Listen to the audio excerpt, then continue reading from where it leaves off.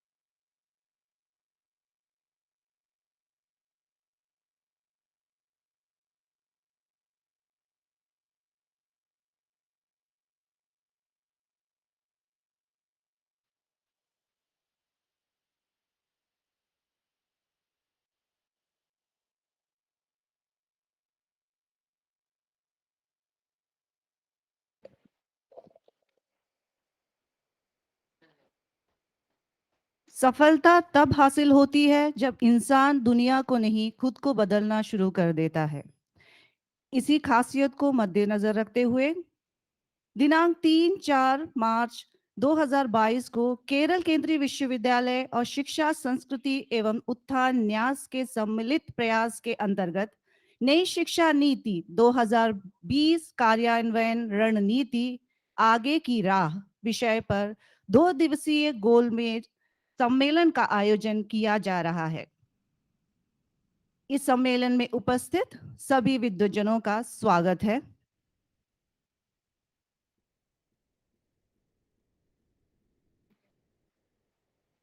A very good evening to one and all.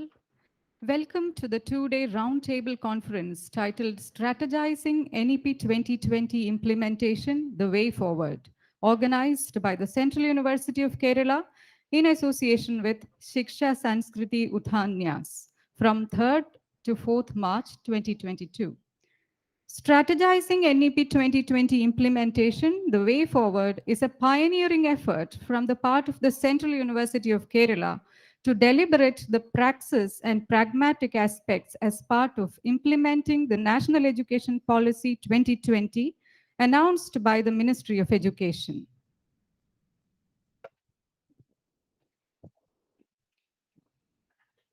I now request all the dignitaries to come on to the dais. I request Professor H. Venkateshwarlu, Honorable Vice Chancellor, Central University of Kerala,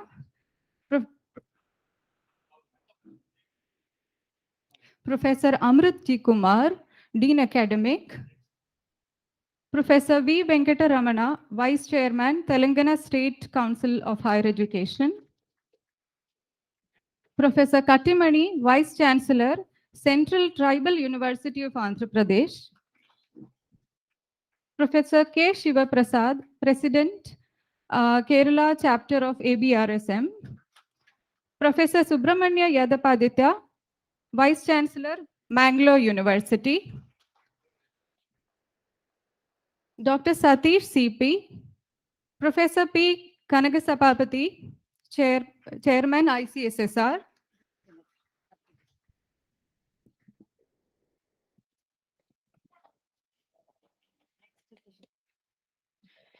इस सम्मेलन में उपस्थित भिन्न विश्वविद्यालय के कुलपतियों का केरल केंद्रीय विश्वविद्यालय हार्दिक स्वागत करता है।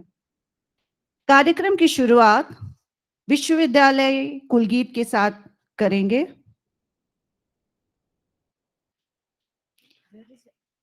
I request all the dignitaries and everybody in the audience to rise for the university anthem.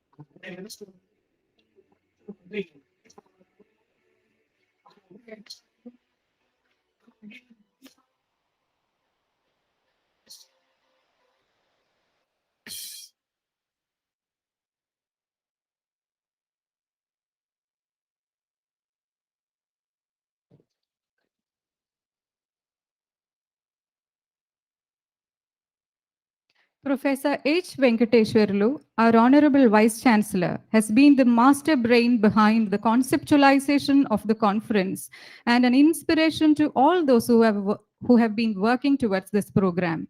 To begin with the proceedings, formally, I welcome Professor Venkateswarlu to deliver the welcome note.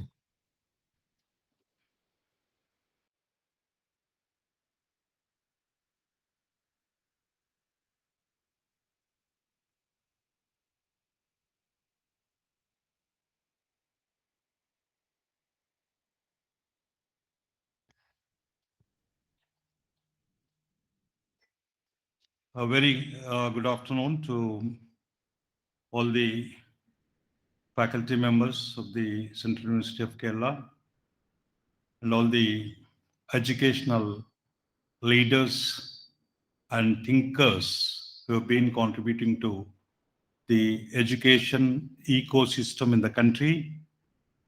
We have many vice chancellors who have already arrived, and many are yet to follow.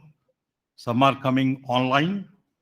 all have been aware, the motion was set yesterday on understanding the higher education qualification framework, and the Central University of Kerala has been making very meticulous planning in the implementation of NEP 2020.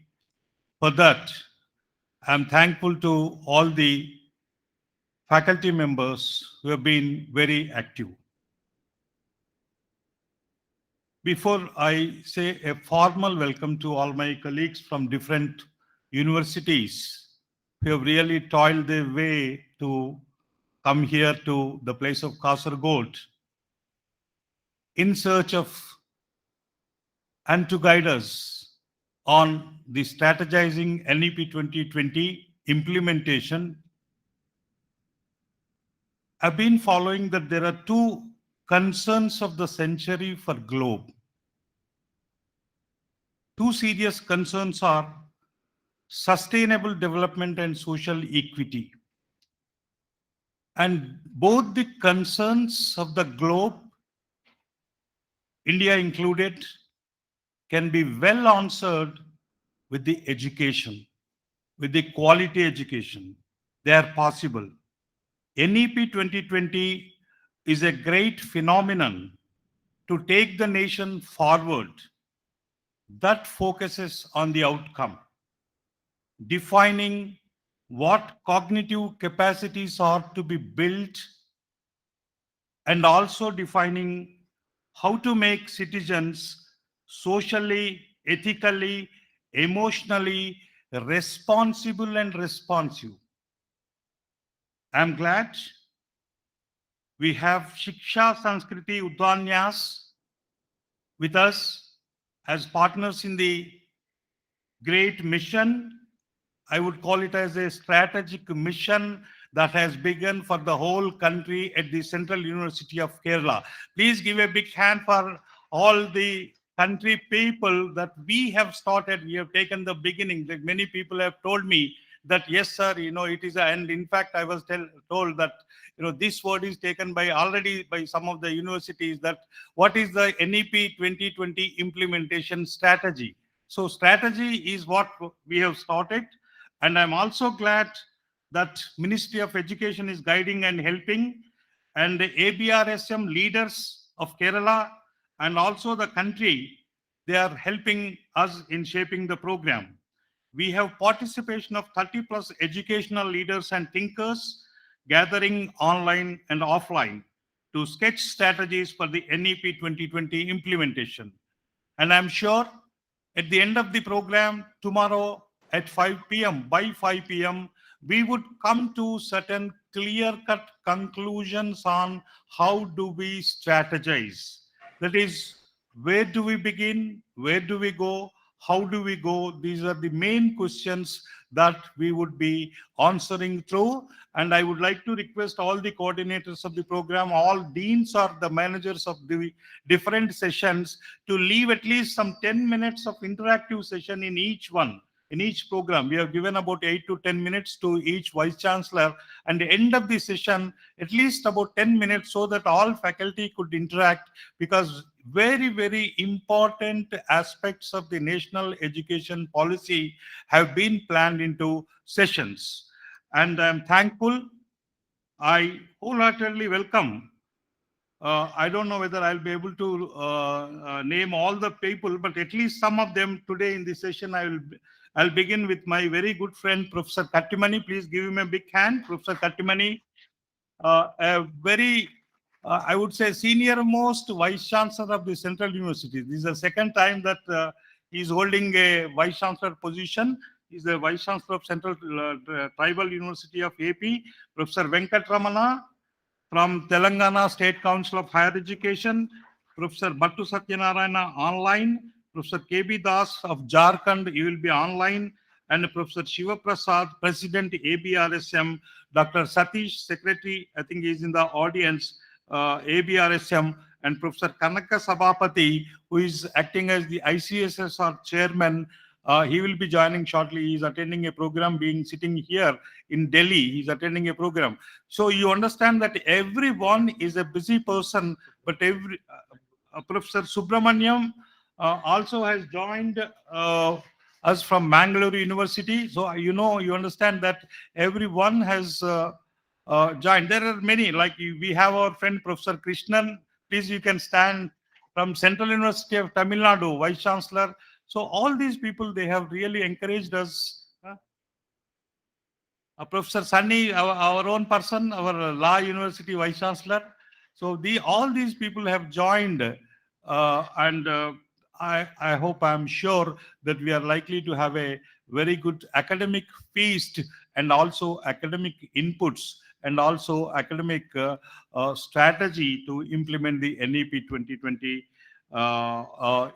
starting from the Central University of Kerala. So I welcome all my dear faculty, and scholars, students, media, and I welcome all.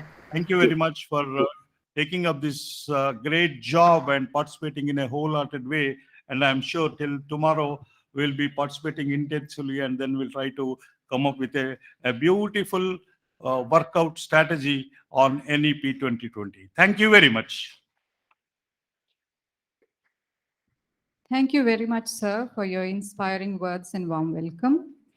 Now, I would like to invite Professor Amrit G. Kumar, Dean Academic, who is also an educationist, to speak about the program.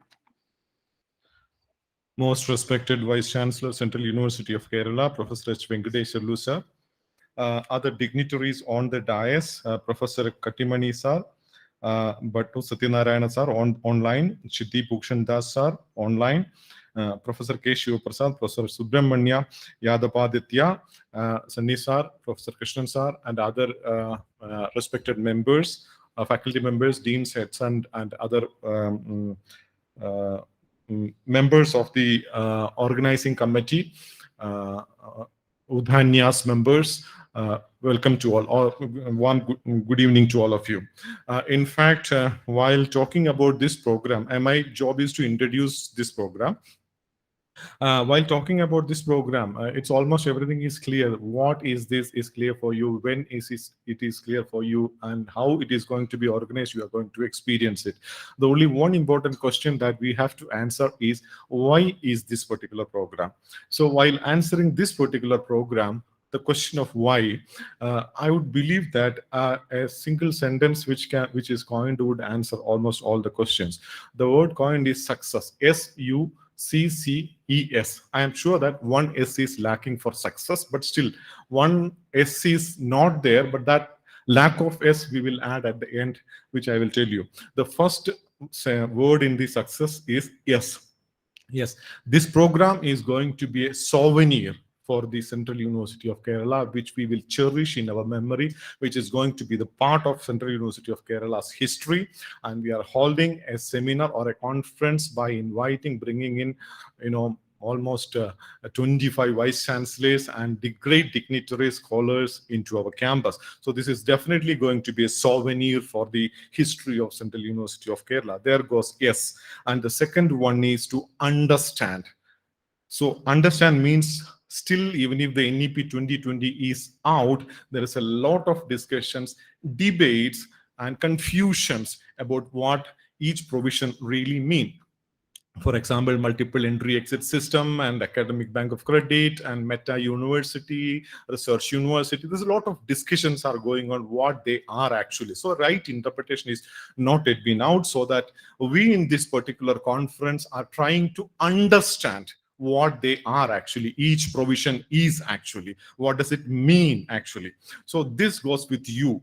And this next one is C, which means that we need to clarify many of the doubts which we have come across while we're dealing with the new national education policy, while we are framing policies for the academic council, for the executive council, and then issues like national higher education qualification framework, and all these issues has become a crux, and we were finding it difficult to arrive at a consensus on many of the issues. So we wanted to clarify many of the issues. We hope that with the help of all these great luminaries, we will be able to clarify most of our doubts. And we not only we clarify, I'm sure that when all the vice chancellors are here, when we had a clarification over here, I'm sure that this clarification will go to other universities as well. Next C goes with celebration. Celebration of this national education policy, mainly because this national education policy has came up after 30 years or more than 3 decades, and a nation is passing out without a national education policy is really a tragedy. In fact, I would say we have foreign policies, we have economic policies changing from time to time, but unfortunately for the last 3.5 decades, we do not have a education policy at the national level. So in that way, we need to celebrate the new national education policy. At the same time, we wanted to celebrate the similarities we find in the new national education policy, similarities of opinion. At the same time, we wanted to celebrate the differences about the national education policy as well. So there it goes with C. And the next word is E, which means to encourage our university and also to other universities at the national level to implement the national education policy in our own universities. So I'm sure that after this particular program, not only our faculty members are being encouraged, the vice chancellors will be encouraged to implement this national education policy in their own universities. Not only the vice chancellors who are attending this program, I'm sure that there's a spillover effect, and the externalities of this particular program will reach almost all the universities across the country. And the last S, which is about submitting. We are sure that the product or outcome of this particular program will be submitted to the Ministry of Education in the form of a document, in the form of a compendium. We will be submitting all the deliberations which are happening here in the form of a book published by a international reputed publisher at the international level. So this goes with the S. So I'm sure that you will be looking for the last one S, which has been lagging for the full sentence of success. That S is all about the success and successful strategization of this particular NEP program, which we have to carry out through this particular program. So the final S is pending there, and I'm sure that we will be able to consummate this final years with the deliberations which are going on in our Central University of Kerala for the upcoming one day. I'm sure that all of you will enjoy this program. This is all about this particular program. This is why we are organizing this particular program, and I'm so grateful that the support of our vice chancellor is something like which is quite very important, because without his enthusiasm, this program would not have been as successful, because all the vice chancellors he contacted, he was sending WhatsApp messages to vice chancellors, emails to vice chancellors. Even when I am reminding him about something, he said, I have already done it. Our duty was to a great extent been reduced by the organizational skills of our vice chancellor. I'm thankful to him and also for his subject for becoming so meticulous in organizational formalities of programs like this. Thank you so much. I hope you will all enjoy the program. Thank you so much. Thank you very much, sir. We now move on to the academic sessions of the day. NEP 2020 proposes catalyzing quality academic research in all fields through a new National Research Foundation. It recognizes the need for a robust ecosystem of research that caters the rapidly changing world of today. It recognizes research in the arts and humanities along with innovations in the sciences and social sciences as extremely important for the progress and enlightenment of a nation. Ladies and gentlemen, today we have two themes on NEP 2020 for discussion. Now we move on to the first part of the theme that deals with research quality dimensions. For the session, we have with us Professor Venkatramana, Vice Chairman, Telangana State Council of Higher Education, who is going to deliver the opening remarks. Professor Venkatramana, a great academician who has contributed a lot to the field of higher education in general and management education in particular. For this, yes, sir.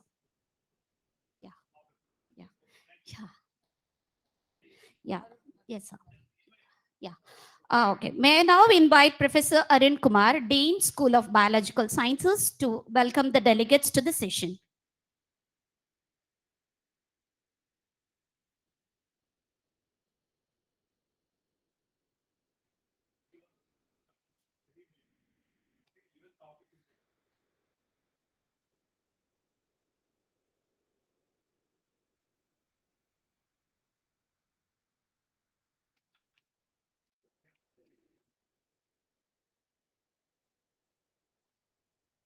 Good evening, one and all present here in offline as well as online.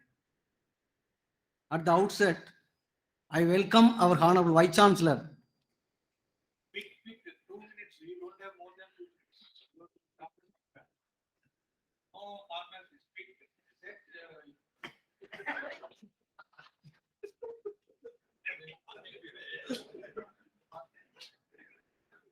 speak. So at the outset, I welcome our Honorable Vice Chancellor, Professor H. Venkateswarlu, who is instrumental for organizing this two days roundtable conference on strategizing NEP 2020 implementation, the way forward. This conference is possible and happened in the history of Central University of Kerala only because of his dynamic and charismatic leadership. Sir, I welcome you to this session. This 2 days conference has 5 sessions. Considering the importance of research in higher education, the first session is devoted for discussing on research quality dimension with respect to NEP 2020. On behalf of Central University of Kerala, I am delighted to welcome all the Honorable Vice Chancellors and other academic personalities to this session.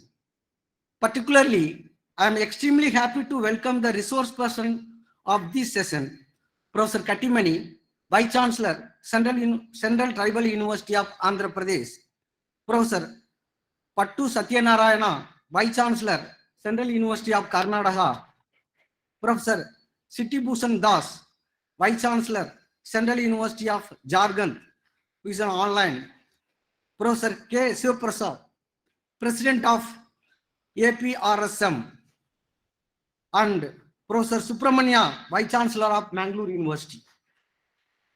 I also welcome Professor V. Venkatramana, Vice Chairman, Telangana State Council of Higher Education, who is going to give opening and closing remarks for this session. I am extremely happy to welcome the CUK family members, respected deans of various schools, our respected Registrar Dr. Santosh Kumar, all the HODs of the various departments, my dear faculty members, non-teaching fraternity, organizing committee members and student volunteers, media and press to this particular session. I also welcome my Dean colleague, Professor A.K. Mohan, Dean of Social Studies, Central University of Kerala, who is going to propose the vote of thanks at the end of this session. Thank you one and all. I am extremely thankful to organizing committee for extending this opportunity to me. After this session is divided in two. One is about discussing on research quality dimension, followed by the second subsession is about Indian knowledge system.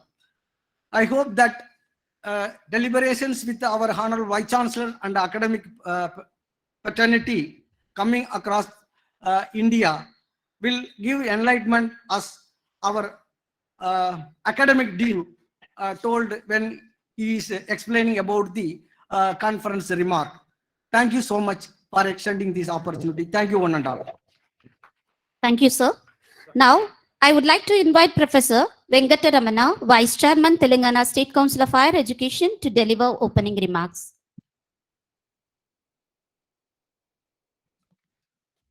Very good afternoon to all of you. At the outset, I would first of all like to thank Honorable Vice Chancellor, Professor Venkateswarlu, a great academician, a researcher par excellence, and more than anything, a person who has stood by his values throughout his entire career, spanning almost 40 years. I was a student when he was a faculty at Osmania University, where eventually I graduated and taught and went to University of Hyderabad. So first of all, I think, somebody said already, the organizing abilities is what, not only one part of it, but he is a person who has contributed his entire life towards institutional building. I think, first of all, I would like to congratulate and thank you for being the pioneer in the country to talk about strategy and strategy for everything. Alongside, I would like to thank the distinguished panel who are here. Out of whole panel, almost 4 of them, I know them, and 2 are senior colleagues to me. So I would not take much time in thanking all of them. But first of all, let me congratulate, because I think Central University of Kerala will be standing out for taking up this initiative, number 1. Number 2, to all the deans, senior faculty, students, researchers, etc. This is a great initiative. Let me tell you, I come from University of Hyderabad. My whole career I spent until 2017, when I was invited by the government of Telangana. I joined the government, but my heart and my career is still with University of Hyderabad as the founding dean, so on and so forth. But I think a new university, as I was coming from Bangalore till here, I think there's great energy in this university. See, when you go to places, you immediately get some good vibrations. I don't know how many of you believe, but when I entered the campus, I thought there's a lot of vibration, there's a lot of potential. Having said that, I think time has come when NEP has already taken shape in many universities, many states. I must say this is the first policy, to my knowledge, after so many years, which has been drafted in consultation with states. I was party to the NEP documentation, the drafting from my state, which is Telangana, which is the youngest state in one of the states. And it was a very consultative approach. I'll not take much time, but another 2-3 minutes on the whole thing. So our whole focus as a state was to ensure quality education. Of course, in the past, we have talked about access, equity, etc. To ensure proper funding to the universities, because as you know, education is in the states of the concurrent list. And third thing, to create a body of knowledge and to encourage our young faculty to become global academic leaders. I think, this was the message we tried to do. And then the government of India very gladly accepted. And, I can go on and on. In fact, when the policy was announced, there were 2 people who were asked from my state. One was the captain of industry. And I was also asked, I went on record and I said that NEP is going to be a game changer. How, what, etc. we'll go through in the next 2 days, in the next sessions. I'll now come to the dimensions of the research practice, research quality dimensions, and how NEP is going to be kind of a torchbearer. I mean, how can we use this as an engine for further quality research? First of all, as our faculty member just said, that it's going to create a complete different research ecosystem. Now, what's happening in our own educational setup? You have central universities, national laboratories, state universities, institutions of eminence, and research laboratories. Just last week, sir, the respected Vice Chancellor, I met the UGC chairperson and the Secretary DST. And I can see that the entire focus of the government and the research is now to integrate all of them. We all are very good, but we are all functioning in silos. And many times, even at the University of Hyderabad, I was a founder of the Technology Business Incubator. We worked with chemistry, botany, physics, and language. This is a kind of a multidisciplinary thing. So having said that, I think the research ecosystem will be strengthened. And there's a very good statistics I just got. If you look at the WIPO, number of patents, World Intellectual Property Organization, you find that China is heading, but India is also equally keeping up 50,000 patents or so. But surprisingly, not many coming from universities. So the direction of the NEP is going to be strengthening research ecosystem, namely seeding, funding, research coordinating, monitoring, research, and innovation. And innovation is going to be from the lab to the market, farm to the fork, something like that. And then you look at even countries like US, Germany, China, Japan, we spend around 0.7% last statistics. Germany around 3%, Japan around 3.2%, US around 2.8%. These are all roughly statistics. But the point is, with a huge 1.3 and 130 crores population, if Indian universities and Indian institutions. So the point I'm talking about is the Secretary DST also mentioned, and on 11th in Hyderabad, we are organizing a one-day workshop with research institutions, universities.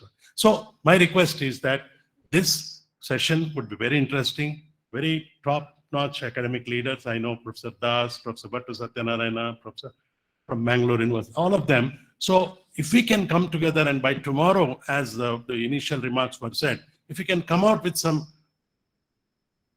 practical suggestions, how do we coordinate, collaborate, and then joint research. I think these are the issues which I wanted to flag. I'll not take much time. Already I've taken, I think, 6-7 minutes. I now will probably gain from the discussions and at end sum up in 2-3 minutes, if at all I have to add something. Thank you so much again, CUK, for your hospitality, for your care, and for your foresight, far-reaching kind of a research dimensions we can work out. Thank you.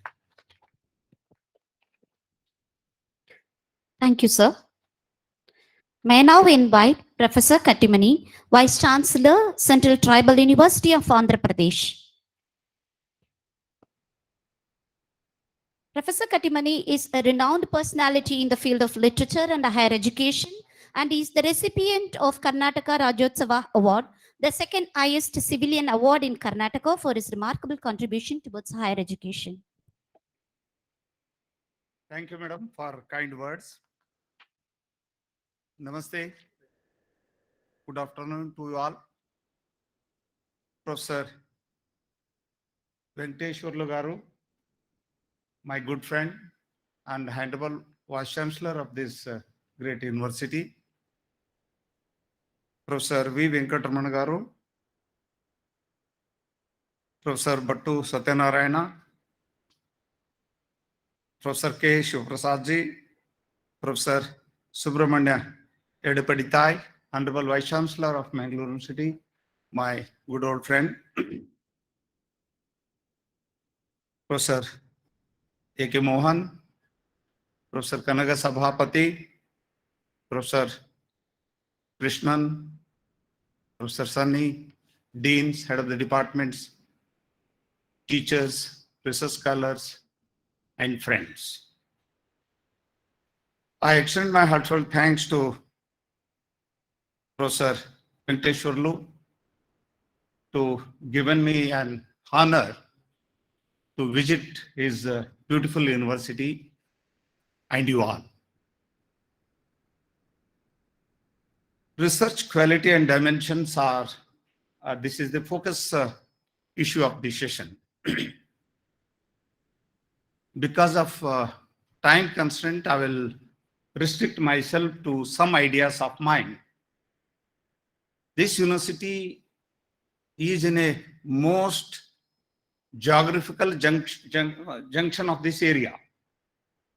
Sir, you are in Karnataka, you are in Kerala also.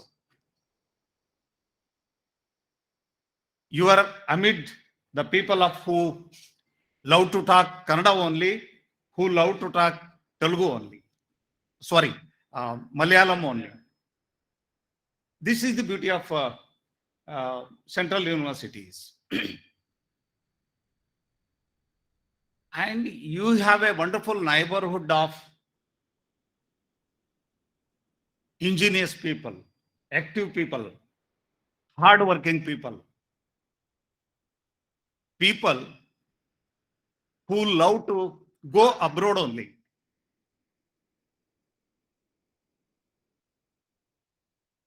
Who come back once their zeal of working spirit has gone out, wipered out. These are the opportunities along with you. Along with you means along with you all. NEP 2020 talks about skills of neighborhood. One. Second point, if institution of higher education are going to give education in the state language, I mean Malayalam, that is going to create a big revolutionary change in higher education of this part of country. IITs have started. AIMS have started. In Madhya Pradesh, Medical Science University they have started medical education in Hindi. IT Tirupati, they have started BTech in Telugu. Dharwad IIT, they have started in Canada. Then why we universities, we as part of Andhra Pradesh Central Tribal University, we have, I requested my teachers, it should be blended mode. 50% Telugu, 50% English. If possible, 5% Hindi also. Because here in India, we are all certificate holders and non-certificate holders. We are certificate holders. Non-certificate holders, they are not in AC room, they are working in field and forest and kitchens. We are all multilingual people. Here, Malayalam, they know Kannada, they may be knowing even Tamil, English, all these things. And linguistic purity in India is always, it's a concept. We have never attained the goal of linguistic purity, even in Sanskrit. At the time of the rule of Sanskrit, there were other languages also, Paishachi one among them. Paishachi is actually a diversified language of tribes. Dear sir, you have a great strength of forestry, great strength of agriculture. You have a great strength of industries, great strength of people visiting this country.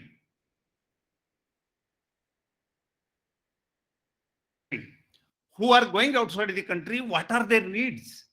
That we should be able to cater them. People who are coming for short term to visit their homes, maybe after 1 month, after 1 day, after 2 days, after 4 days, they may be thinking of what to do. I have to do something. University should come into their help.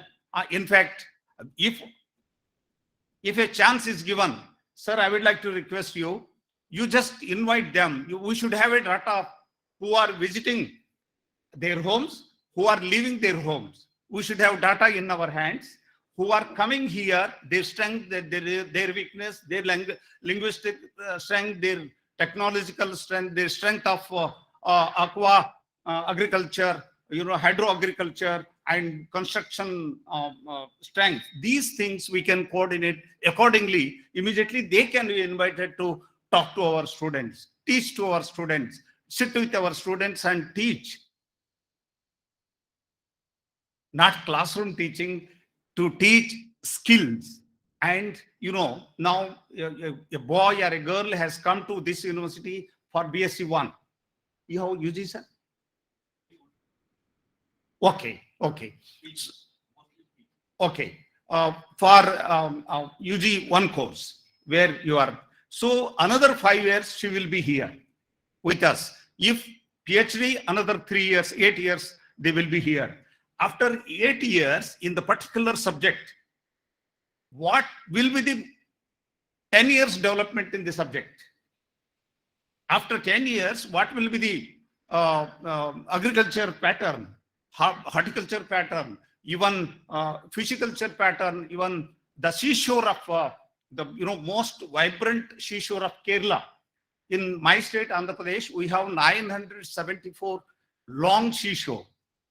I'm trying to do, yes, our research, our classroom dimension, our textbooks should talk about the richness of our country, richness of our state.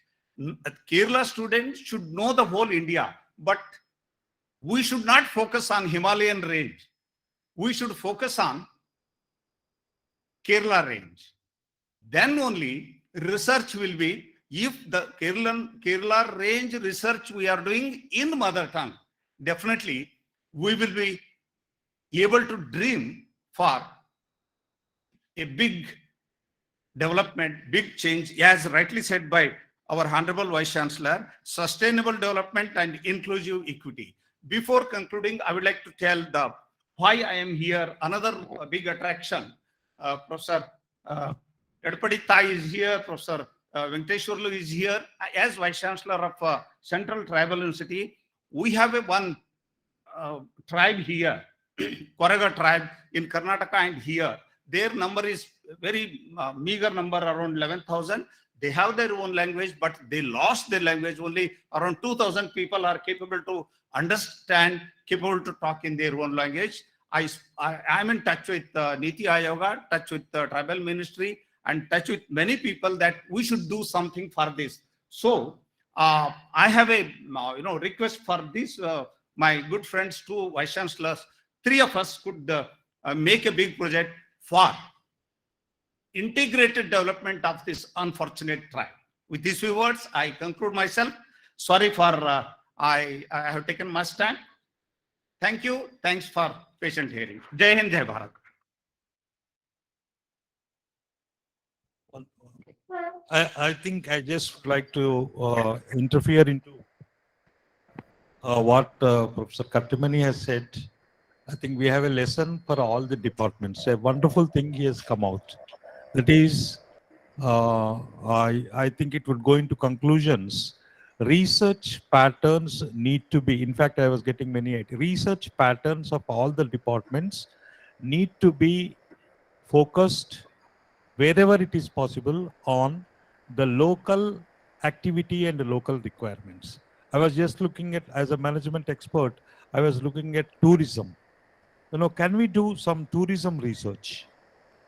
Fishermen, like I was talking to Dr. Sudha, can we have any training program on the fishermen who are around? What is the kind of research that we can do?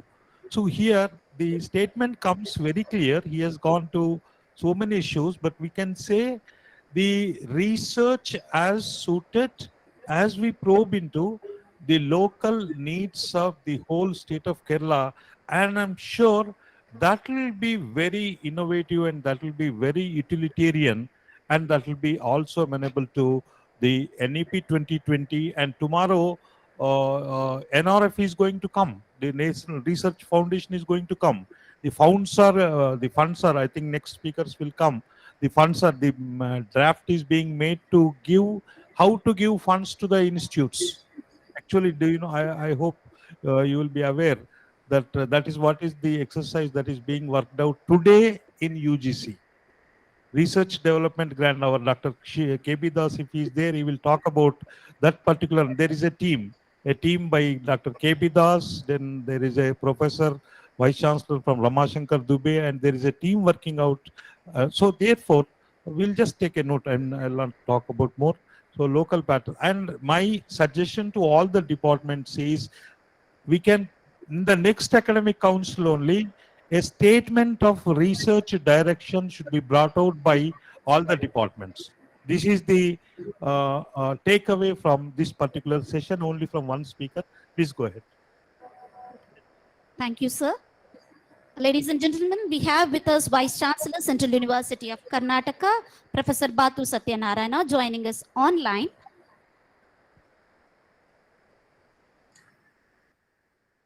Professor Venkateshwarlu, the Vice Chancellor, Central University of Kerala, Professor Venkatramana, the Vice Chairman, Telangana State Council for Higher Education, Professor Kattimani, Vice Chancellor, Central Tribal University of Andhra Pradesh, Professor KB Das, Vice Chancellor, Central University of Jharkhand, Professor K. Shiv Prasad, President, the Kerala chapter of ABRSM, Professor Subramaniam, the Vice Chancellor, Mangalore University, and the participants, the guests. I'm happy to associate with this the Strategizing National Education Policy 2020 implementation, the way forward by the Central University of Kerala. Now, this topic is the research quality dimensions. First of all, one is to understand the research is an integral part of higher education system and must be given due weightage to integrate with the teaching component of our UG and PG curriculum. So if you look at the various international reports on declining standards of research degree over a period of time, in addition to considerable progress in various parameters of research performance. As you know, the India is producing about 6 million graduates, 1.5 million postgraduates, and only about 5.25 lakhs of PhDs per annum. However, less than 20% of the PhDs were awarded against enrolled for PhD programs. That is, only 1/5 of the students who are enrolled for the PhD program are producing their PhD degrees. Though, and again, if you look at in the PhDs which are produced by these universities, out of which also the 80% of are substandard. Though the enrollment in PhD programs are increased, but the quality of topics chosen and the thesis being written is constantly deteriorating. That means we are not giving much importance to the research. So in higher education institutions, the research and teaching, they should go side by side. And here, now if you look at the other foreign countries, Western countries, particularly countries, the universities, look at in the USA or in the Germany or England, even Japan, they are giving a lot of importance to the research apart from the teaching. But we are mainly focusing on the teaching rather than the research. That's why our standards are declining. And everyone is talking about the research and quality. But that measures taken to improve the quality of research is very, very meager. So therefore, the NEP 2020 is emphasizing more on the quality of research. That's why now here it is emphasized, that is reported in the NEP is emphasizing to introduce the research along with our graduate programs as well as postgraduate programs. That's why the research that is in the graduate programs also, it is suggested to offer 4 years graduate program with more emphasis on the research, that is particularly in the 4th year, either internship or research project. That should be part of our curriculum so that we can motivate the students to go for the research. Then they can that will create some kind of creativeness among the students that is required. And here, if the research is developed, then we can also improve the standard of living. That is, everything is possible through the research only. So that's why the countries which are the developed countries, we can say they are giving much importance to the research, and everything is coming out of the universities. But here in our case, it is not happening. So even even if you look at the premier institutions also, they are not concentrating more on the research. That's why our universities are not finding a place in the top 100 global ranking because of this lacking of research. And but that is innovations and creativity is required. That is only will come through the research, and with that we can build up the knowledge, and also that knowledge is useful for the development of the society. So like that. So now it is a high time. Now we should concentrate more on the research, and not only simple research. It is quality is more important. If the quality is improved, definitely that will improve the standard of our living, and we should also protect our environment.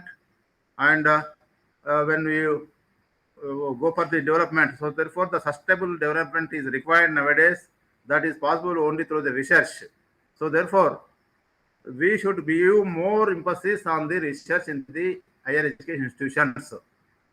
Just not simple, just quantum, the quantity is not required, quality is more important. So therefore, in every institution, the atmosphere should be created for this research atmosphere. And that's why when the standards are going down, Now the UGC has come up with the plagiarism checkup, that is a software, because people are only copying from others and submitting thesis, so that has no value at all. So that's why the UGC has come out with this regulations on plagiarism also. So that why it is happened, because we are not uh, giving importance to the research, and students, if the guides don't concentrate on the students, definitely they do, or they resort to different aspects. So that's why now in the undergraduate program, if you introduce this research orientation, and every teacher should be assigned 3 to 4 students for their mentoring or supervising the graduates, then they will that can inculcate the research attitude among the students, and then when they go for the the post graduation, we should emphasize more on the research than only theory. Particularly in the universities, in Indian universities, the facilities are very mere.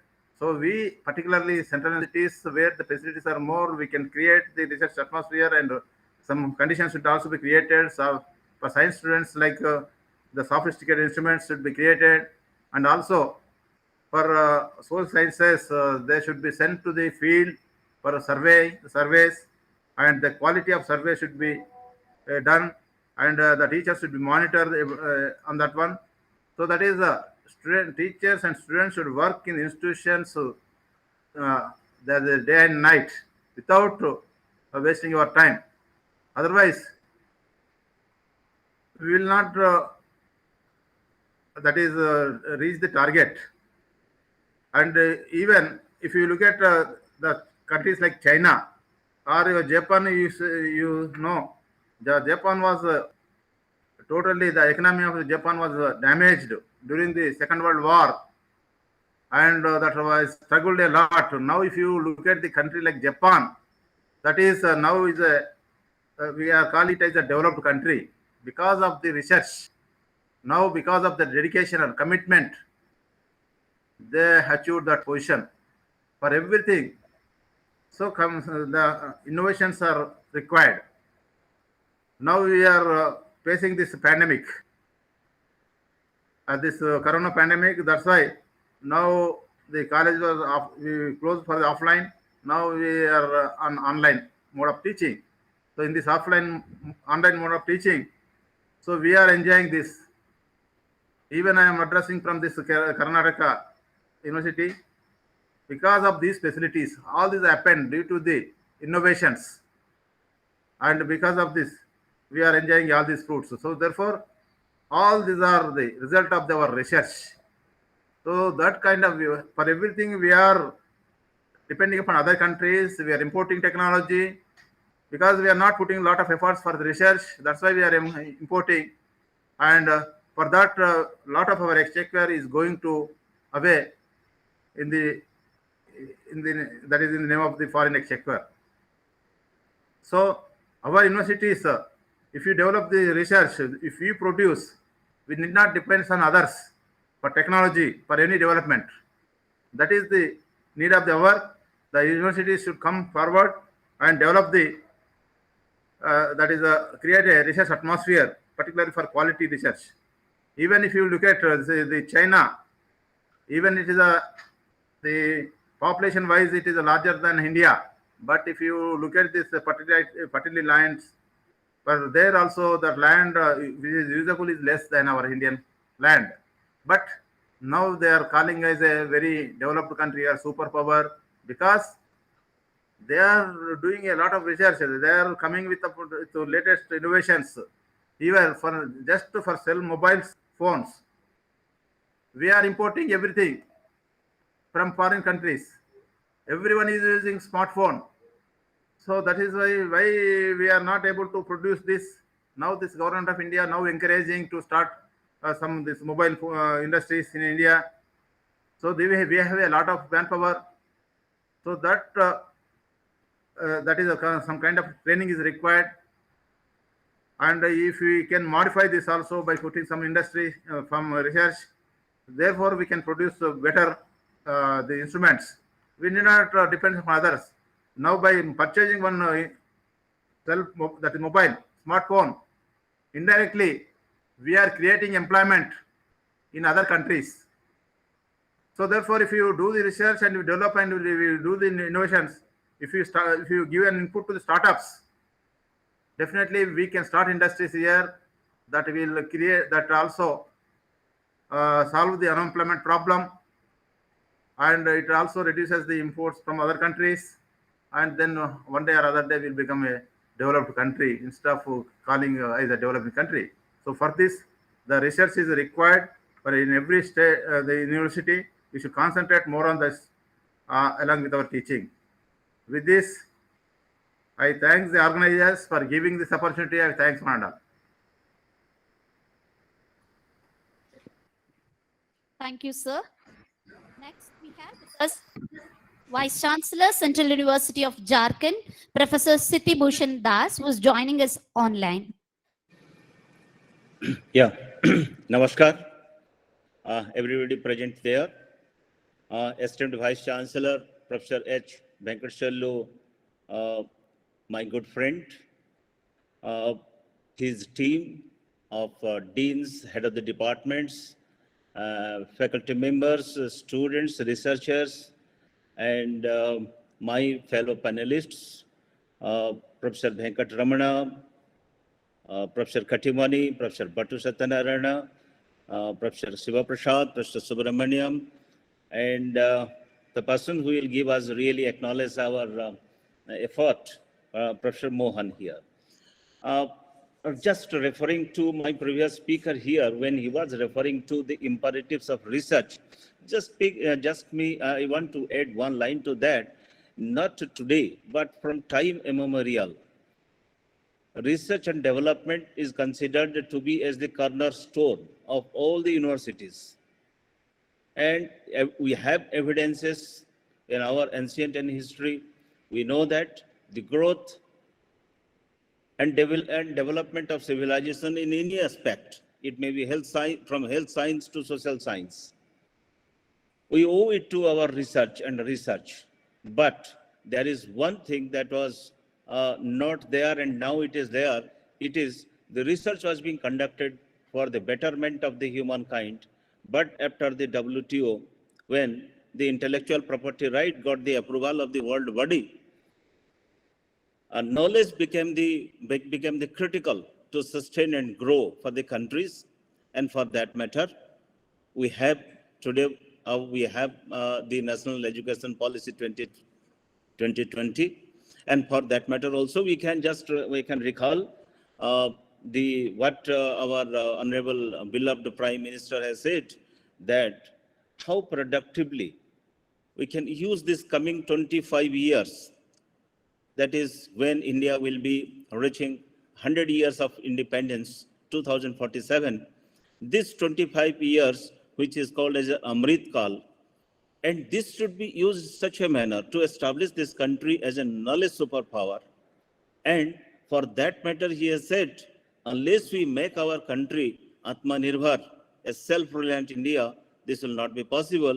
And that is why there is a vocal for local, and that is possible only through research and knowledge creation. By recognizing our potential, we have prepared our roadmap, and this roadmap is our NEP. The agenda of NEP, if we look to that, the agenda is that we can emerge as the global supplier of skilled manpower, skilled workforce that is the world will be needing. Then we also can emerge as a dominant economic player, leveraging on our genius, our capacity, our capability, our demography, our civilization. And for that matter, if we look to that NEP, the great emphasis is given on National Research Foundation. A chapter is dedicated to that one. And why too? Because research was also being conducted earlier in universities. So why this National Research Foundation then again? It is to encourage outcome-based research. We can say it is a cutting-edge applied research, which will have the potential to commercialize it. Like that, we can have patents, we can have copyrights, and most importantly, we should also conduct, that is why to encourage impactful policy research. And for that matter, also another aspect is there, grooming, not that at a ripening age somebody comes and can be a thought leader, can be a researcher. It is not like that. And for that matter, the proposal is that from high school, the curriculum to UG curriculum, high school curriculum to UG curriculum, there is also an intention to integrate the research component. But I have got some few observations, so we would like to speak to that. It's a fact that our research, it has already been mentioned, that most of our research in institutions, academic institutions, are inquisitive. Our research is dealing to the need. It was not, now I'm not naming it, most of the thing. As a result of that, research are academic research, and very few are applied research. But now the situation has changed. Funding, only applied research and impactful policy research is encouraged. So now an opportunity is created. We also, that opportunity, in order to do that one, researchers also should acknowledge one thing, that is that the question is that how you are using that one, really taking the advantage of, there is an ease of doing research. So far concerned, we said, with the advent of and mainstreaming of ICT, the research has become easier. There is no doubt about that. There is a presence of massive open data from multiple sources, and tools are there to analyze them. So data, during the time when we were doing research, probably the situation was different. Now it is very, very easier to get the data, that especially about the secondary data we're talking about. This reduces the cycle time. This reduces the tools data analysis. This also helps us in research data validation. Another aspect is there for the primary data. We can say that online and social data channels are there. These are available. So now we can reach out and collect data from across the globe, Global sample audience is there.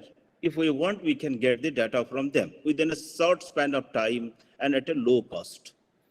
We don't need now, at present, research associates or research assistants for basically for this survey work. I'm not telling that's a general one.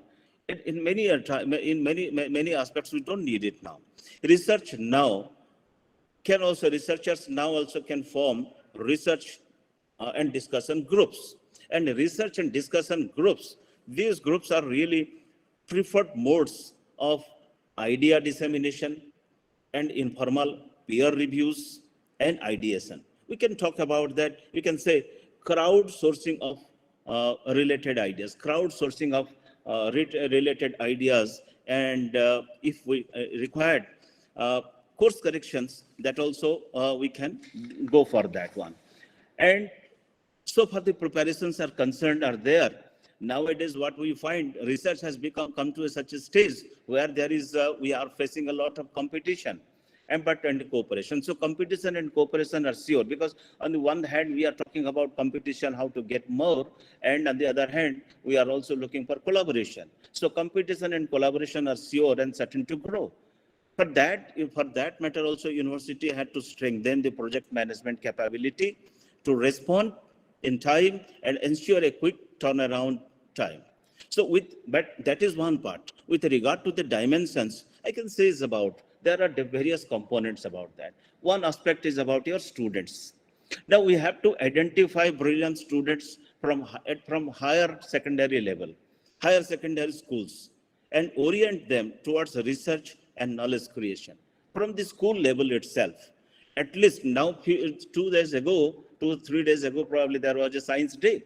We here in our university invited school students from class 9 to class 12 and shown them the campus. We shown them the laboratories, talked about what is the relevance of science and motivated them, oriented them. That is required. At least top 10% of UG enrollment need to be oriented towards research. And the institutions should also strategize to enhance the international diversity so far with regard to the students, with regard to their faculty. And there is a curriculum which we have been discussing about that. Research integrated curricula is a must. At least 40% of the PG courses, PG level, it must be integrated, and 20% at the UG level. And so far the faculty is concerned, one more thing as a Vice Chancellor, I accept it here, that a high proportion of full-time faculty, at least 80% faculty with good publications and research works. I mean as about stellar, high qualified faculty. For that matter, 80% minimum, but 80% vacancy and 20% staff with all this collegial responsibility, and do that, you undertake projects, do this one, is very difficult a proposition, I tell you. That is also, and one more thing, that recruitment and retention of quality faculty here is also a big challenge. We are not incentivizing our junior scientists or senior candidates. Suppose somebody has conducted some postdoctoral research in some big laboratories, like maybe IISc or some laboratories. Are we really giving them increments to, yes, you come. But if at all the same person has served somewhere in a college and comes to the university, we give them some increments, count their experience. But why not as a researchers? That is one point. And another point that also I said, because many Vice Chancellor friends are there here, that also we should take up with because this is retention of talent is a big challenge for us. Then as is about that, reduction of the student-teacher ratio, it must come down to 1:10. Then only we can say. And younger universities who are in adolescent age, right? And we need mentors for that. We need engagement of thought leaders. We need, because we have young, brilliant teachers, young faculty members. They need grooming, they need mentors. So that also should be provided to them. We must encourage the industry professionals on a tenure basis, whether they can come as a faculty to our institutions. That is one part, that is another part. Then another aspect, dimension is about the partnership. We are talking about the collaborations with the global institutions to conduct collaborative research, organize exchange programs, joint lectures, joint seminars, joint academic programs, like that. This is also very important that you have to find out, because only day before yesterday, we entered into an agreement with IIT Dhanbad and NISER Bhubaneswar, and also we are contemplating one with others. This is how we have to move on. And basically, we are talking about research focus. We talked about that cutting edge research focused on areas aligned with country's long-term strategic interest, which may be very local, as advised by your Vice Chancellor. So we have to identify also the requirement of the industry to focus on the areas of relevance in the larger economic and social context. So we have also to identify, as I said, that where we have the mutual interest, where you can really go for that. And for that matter, I would rather suggest here, why not to go for a research centers for research excellence. So promote the development of inter-institution center, which must be based on both parameters. And the biggest stumbling block what we find as a researcher, I am also an apt researcher. I am a National Fellow of Indian Council of Social Science Research. For that matter, I say, the problems that I encountered in my university is basically I was not given autonomy. Even submitting the utilization certificate was a difficult proposition. So when I come here, I said the facilitative framework, I've given autonomy to that one. Now we have prescribed the same in the UGC. Here, how to establish this research development cells in the universities and how that will be administered. I think probably this is a good step, probably the Vice Chancellor of Central University of Kerala, by organizing such a brainstorming session. Good thing. And I can see Professor Kapil Kapoor, our ideologue, is here. I just very enthusiastic to see him here, listen to him then again. So again, at the end, I congratulate all my good friends there in Central University of Kerala. We are contemporaries. On the days of our formation establishment, say on the 1st to 5th, we are celebrating our foundation day. So congratulations to all of you. Thank you very much. Thank you, sir. Thank you, sir. Thank you so much. That was from Professor Seti Bhushan Das, an excellent administrator known for his innovative ideas. Now, I would like to welcome Professor Shiva Prasad, President, Unnata Vidyabhyasa Adhyapaka Sangam, from the Kerala chapter of Akhila Bharatiya Rashtriya Shaikshik Mahasangh.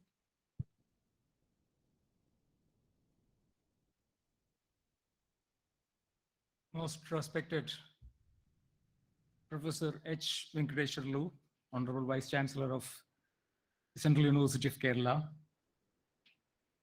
Professor V. Venkatramana, Vice Chairman, Telangana State Council of Higher Education, Professor Katimani, Vice Chancellor, Central Tribal University, Andhra Pradesh, Professor Bhattu Satyanarayana, who was online with us, Vice Chancellor of Central University of Karnataka,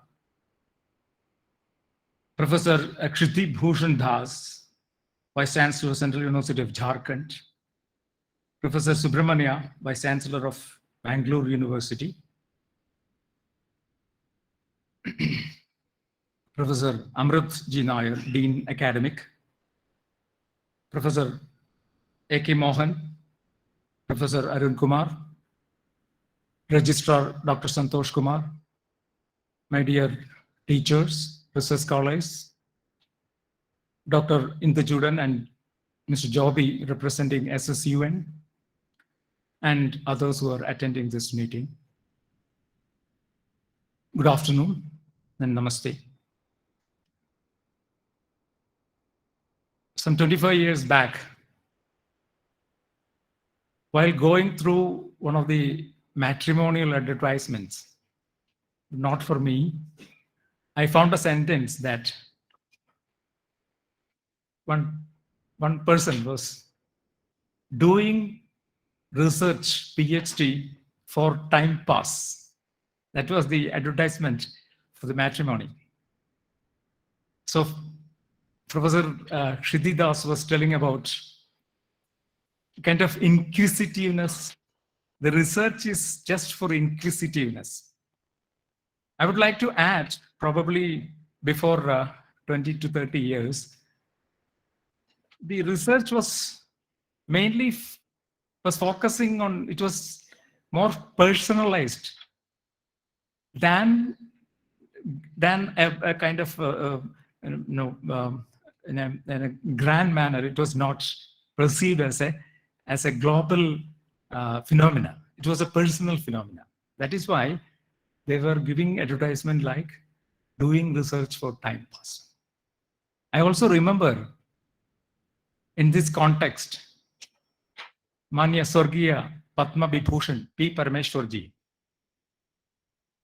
he organized as the director of Bharatiya Vichara Kendram in 2003, he organized a national seminar on research for national resurgence. See the vision of Manya Parameshwarji.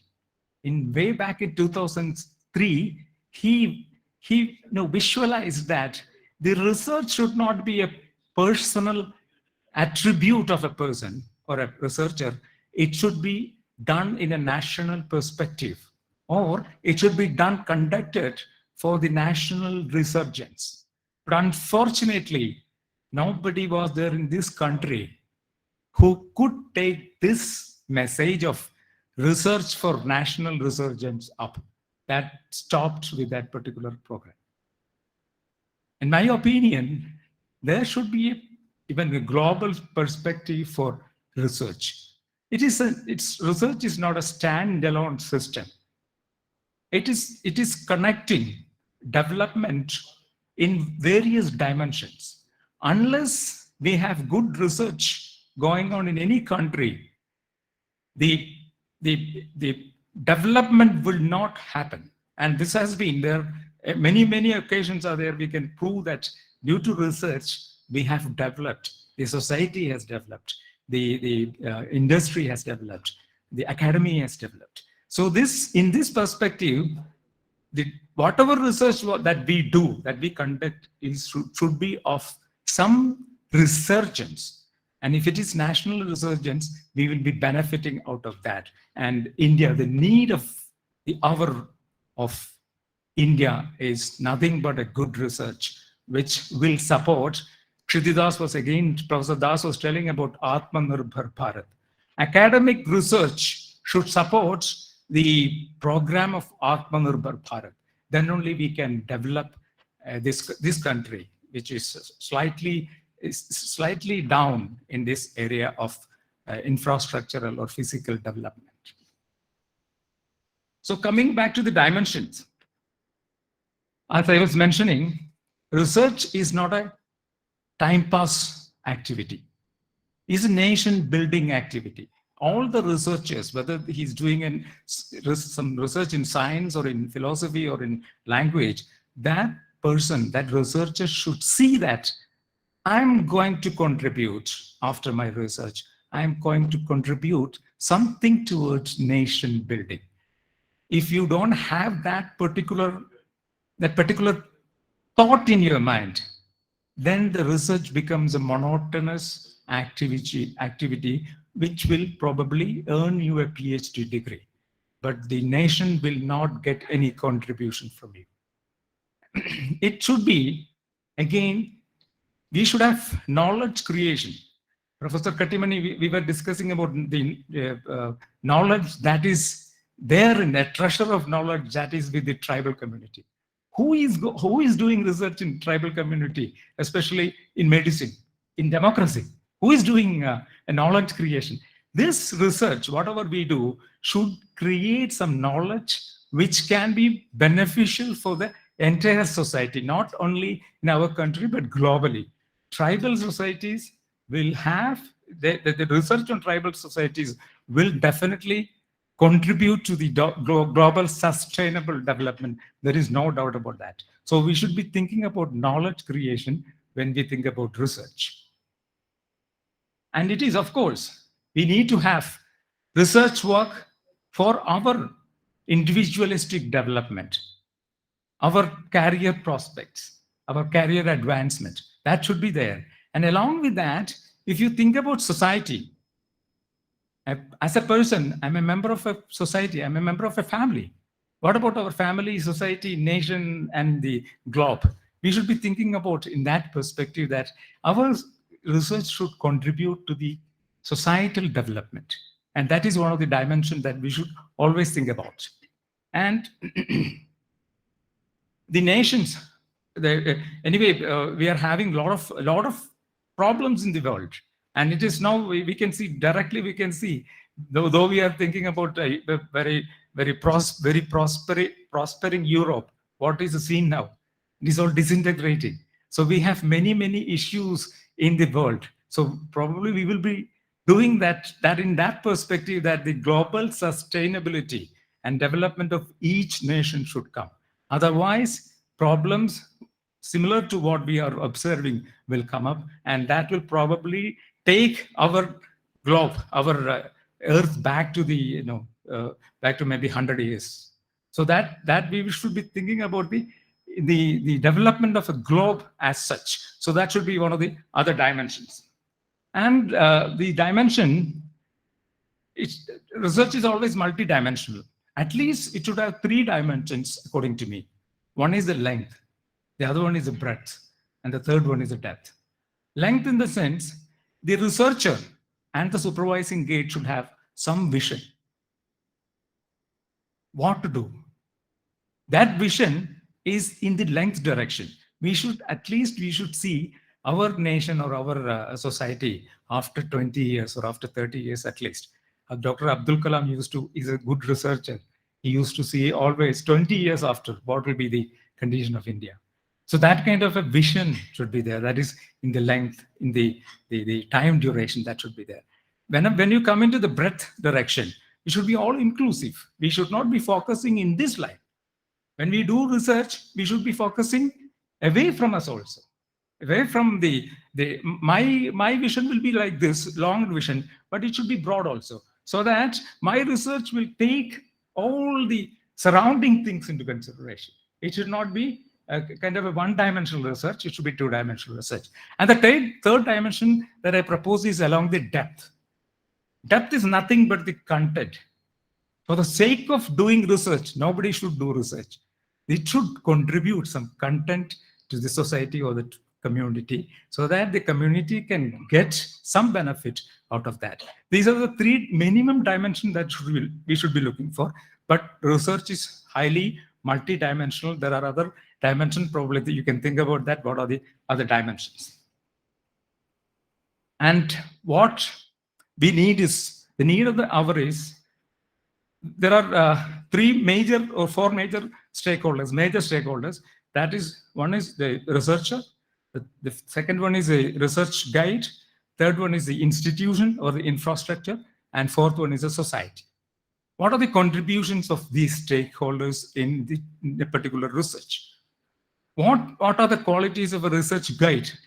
I don't know whether there is any institution in India, probably you will be able to tell. Is there any institution in India where a research guide is given some directions, a pedagogy for research, pedagogy for doing research, methodology? The pedagogy is up to probably in the up to post-graduation, but pedagogy for the researcher, it's a management. Research is a management. It's an academic activity. It is an innovative activity. So what are the dimensions of a research, particular research, and what are the qualities of a research guide? I don't think is there any standard set for a research scholar, but that is being done as a practice. And the second one is, as Professor Das was telling, I would like to extend his statement that we should be focusing from Anganwadi to the defense of the research work. We should be identifying students right from Anganwadi. There are certain students, those who are very much, they look into that, they analyze that, they come with a solution. So these students there should be a database of these students.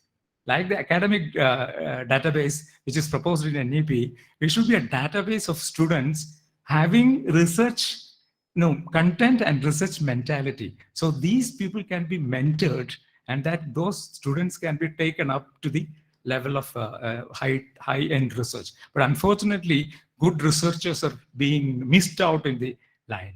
They go to industry and they go to other sectors and they work there. They don't come back to the research. So we should have some database so that these people are tracked and these people are pushed back to the research so that the nation will get some benefit out of that. And equipped infrastructure should be there. And this equipped infrastructure, UGC has come out with an IDP, Institutional Development Plan. Probably you might have gone through that. It gives extensive solutions for infrastructure development of for a new NEP-based institute. So that should be the focus. So these are some of the stakeholders that we have to focus so that good results will come out and the nation will be benefited out of that. My time is over. I have. Okay. And what are the references in NEP as far as research is concerned? I think it is very minimum. There is a National Research Foundation. A National Research Foundation, according to me, should not be a funding agency. It should always propose research on research, how to do good research, a pedagogy on research. And there should be metrics, a metrics of stakeholders and contributions. And we have to match whether the stakeholder, the ultimate stakeholder of a research activity is a society, and whether society is benefited. Research should be for the society, and you have to have a pedagogical metrics of stakeholders and various points, and it should be mapped and research should be finalized. Unless this is done, this metrics is done, we will be continuing our research and research for something, not research for the nation building. And with this, I conclude, and I would like to repeat that the research should be aimed at national resurgence, and NEP should focus the total system of research which supports national resurgence, and that will probably give a kind of attraction towards research in this country. Thank you. Thank you, Professor. Next, we have with us Professor Subramanya Edapaditaya, Vice Chancellor, Mangalore University. Professor Subramania Edapadithaya is the recipient of Devang Mehta National Best Teacher Award. Thank you. Most respected Honorable Vice Chancellor of CUK, Professor Venkateshwarlu ji, my fellow panelists, distinguished participants, friends from media, and ladies and gentlemen. Being the last batsman, time is very short, but my task is very much simplified. I'll be striking the same chord as of my fellow panelists. Undoubtedly, we got National Education Policy 2020 after 34 years. Because 1968 could not succeed. 1986, it kissed the dust. 1992, some tweaking was done. Still, it was not able to create an intended impact. Same thing should not happen to this policy. It is the collective responsibility of each and everyone. Karnataka became the first state to implement NEP 2020, and my university, Mangalore University, has already started implementing NEP 2020 in a phased manner, because from this academic year, 21-22 onwards, we have introduced 4 years multidisciplinary, holistic undergraduate honors program. Of course, there are several concerns, apprehensions, and challenges. Nothing is impossible, provided we undertake a special scrutiny to look into ourselves, called soul-searching process. We have done it. Based on that experience, I would like to share some of the concerns, apprehensions, and challenges, particularly in the area of research quality. Research, yes, if you dissect this 8-letter word research into 2 parts, research, search it again and again until you succeed. Are we doing it? Are our scholars sincerely pursuing their doctoral research or any other kind of research with the same kind of seriousness? More often than not, no. The answer is negative. Why? Do they lack commitment? Do they lack a conducive, congenial atmosphere? Or do they have wrong references? It means chalta hai chalne do, kuda hai te bola karega, something, taking it very lightly, and the system is providing a high level of permissiveness to do that. No. Therefore, I always advocate the point that let there be no repetitive research, let there be refutative research, which will always refute the false dogmas. That is what NEP 2020 talks about. Higher order thinking skills, creativity. That is what research, innovation, excellence. We are not after perfection, but excellence. Excellence is nothing but putting our best foot forward. As some of our panelists said, is there any research methodology to tune up the research guides? Yatha Raja, Tatha Praja. See, that being the case, nobody is asking this question. Now, according to NEP 2020, you are compelled to ask certain questions, and you have to question unquestionable things. All these years, our habit is answer the following questions. Now, there is a paradigm shift. Question the following answers. Oh, no, a kind of suffocating experience for you. Then another important thing is, as far as research quality is concerned, theory, research, and practice are analogous to 3-legged stool. One without the other is totally meaningless and atrocious. But today, we are lacking this kind of interconnectedness. According to NEP 2020 aspirations, we have to create, build, sustain, and nurture a kind of interconnections among theory, research, and practice. Then, of course, research will not become meaningful, impactful, unless and otherwise there is a kind of symbiotic relationship between industry and academia.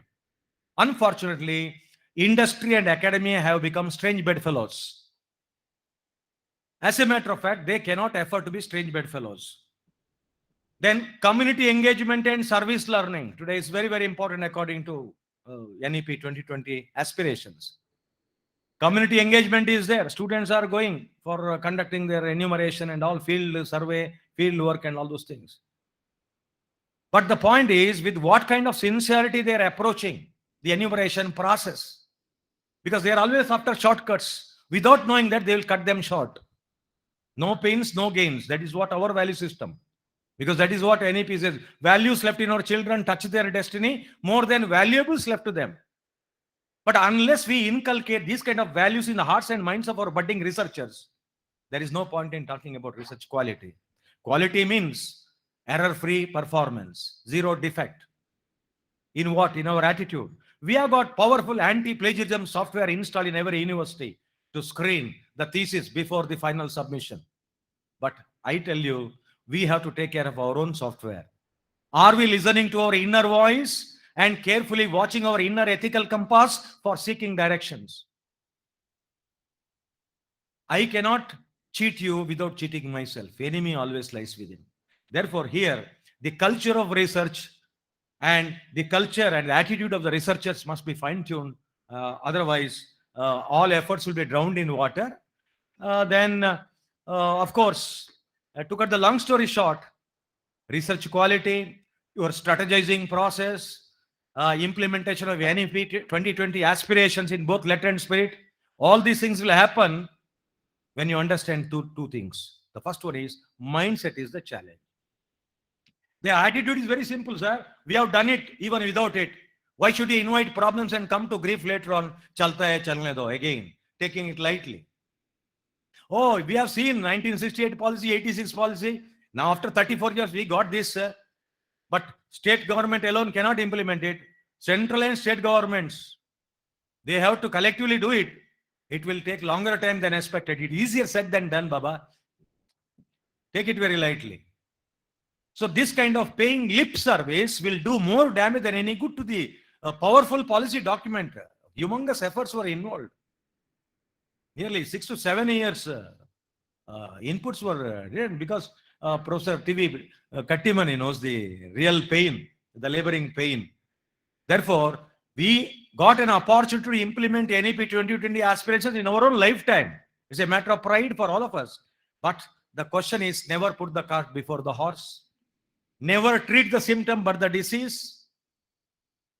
With a lot of, that's what implementation, even the research quality, it cannot happen overnight. There need to be what you call a kind of ecosystem. That is what we talk about, competency-based higher education. But unfortunately, we are producing qualifications. Competency means kash tu meri hoti to, KASHV, K knowledge. What kind of knowledge? Domain-specific application-oriented knowledge. A means attitude, positive mental attitude. I can, so I will. Yes means skill mix. The problem of de-skilling of our researchers. So upskilling and reskilling are very, very essential research skills. Then comes habits, the learning habits, questioning mindset. Only when you ask question to me, you can find real teacher in me. I have to encourage you to ask questions. We have to create that kind of facilitating environment. But the point is, no, that is not happening. Habits. Then finally, V means values, ethical values. Because bad research is politically unwanted, economically wasteful, socially dangerous, and morally indefensible. That being the case, the locally relevant and globally competitive research competencies must be generated in our researchers. And of course, infrastructure and learning resources must be created and it should be used properly. And digital infrastructure, because we are the today's researchers are always digital natives. During our time, we had digital aliens. They were running away from computers and other things. And of course, our elder brothers, they were called digital immigrants. But now, today we are having digital natives. They can play with all this software. Maybe it is artificial intelligence or machine learning, anything, but happens. So therefore, education for life, lifelong learning. And in that case, researchers are focusing at best only on publications, but there should be a significant departure from publications to patent. Then research, publications, patent and IPR, then development, funds generating, then consultancy activities called professional activities, then Office of Research Integrity, ORI, it should be strengthened, then research projects. That is what one is the mindset challenge. This is the mindset. The other one is implementation is the key. With the same key, you can lock and unlock. Therefore, research quality, it should not become a talking horse. It should become a jumping horse. That is possible because we understand today, as per NEP 2020, evidence-based and research-informed governance. Vice Chancellor is only first among equals. That is what I practice all these days. Based on that, I say democratic, participative, inclusive, consultative approach. Take people along with you. But remember, don't simply approve everything, evidence-based and research-informed. Thank you very much for your time and opportunity. Thank you, sir. May I now welcome Professor Venkataramana, Vice Chairman, Telangana State Council of Higher Education, to offer the closing remarks. Thank you, ma'am. It was indeed a wonderful session. All of you will fully agree that especially a post-lunch session is very difficult to sustain and listen and assimilate. But I think all the speakers really gave the best inputs and we got really ignited by their thoughts, so to speak. I have a pleasant duty to probably summarize what it might take 3 months to write what they have said. I'll have to do it in 3 minutes, but that's a challenge because, each one is fully informed us about the research dimensions. I think Professor Katimani talked about the importance of native language, native customs, and kind of a focusing research in the local and then scale it up to the global. So kind of think local, act global. And then he talked about the importance of working together with the rural and local and surrounding communities, which is very important. I'll just quote an example at University of Hyderabad. Many years back, we had a vice chancellor who said, we are great people in the university, we are islands of excellence, but what have we done to the neighborhood? So we tried to work with the neighborhood. We saw that many children who are working children of labor were on the campus, and we tried to educate them, and so on and so forth. So it's always good to look at the own dimensions which you work in closely. Of course, Vice Chancellor Professor Venkateshwarlu Garu talked about the Kerala model. I mean, how do we look at problems in and around, not only Kerala, but, the entire ecosystem, and then try to create new areas for research rather than follow the old topics and themes. Professor Bhattu Satyanarayana spoke about the self-reliance and then, talked about why China is dominating in the research space and how India of late has been taking it up very rigorously, and how universities can collaborate, how serious research should be propagated, and how researchers should be encouraged and rewarded. Professor Das spoke about the curricular aspects. He spoke about celebrating innovation, celebrating faculty achievements, showcasing, in fact, at universities, many universities I've seen in the West, they call them demo days, when somebody comes out with they create an open day. And in fact, late Pranab Mukherjee once invited, it was his brainchild, Festival of Ideas. So at Rashtrapati Bhavan, we were all invited, some few hundred people, and everybody was given an opportunity to go through small ideas, grassroots innovations, and things like that. I think so. Research culture should be promoted. And then he spoke about faculty, or the primary, driving engines for research, along with the team, of course, like research staff, etc. How research grants should be given more. Faculty mix from regular to adjunct to invitation to scholars in residence, and probably practice professors. The NEP is talking about inviting people with the industry, this thing, and even a fisherman, for example, our vice chancellor was saying that, so he has some very good techniques which we could document, and then, he could also speak in the classroom, and then probably enlighten us, and then so on and so forth. Professor Subramaniam spoke about research which should not be repetitive. He spoke at length about community engagement, service learning, Professor Shiva Prasad touched upon a very, very important thing. And I think that if you look at the whole presentations, they have like a chain, you know, and at the end is national resurgence. Why are we doing research? The six wise men, so to speak. Why, where, what, how, when. And if you ask questions for yourself, because typically research in India, and I am also party to it, when I say that when I was a dean, I used to sign proposals submitted by my faculty, but I used to ask one question: what is new in this? Is this research topic the same as what was done 20 years back? The role of micro sector industry in India. So it's not the same. So predictable research should be avoided. Typically the flow was predictable research, predictable results, predictable uh, mm, assignments, and then recognition. No, people should ask, probably think societal issues, institutional issues, and then somebody said about mind share. I think the time has come for institutions to collaborate. See, there's no longer a world of competition. It is called co-opetition.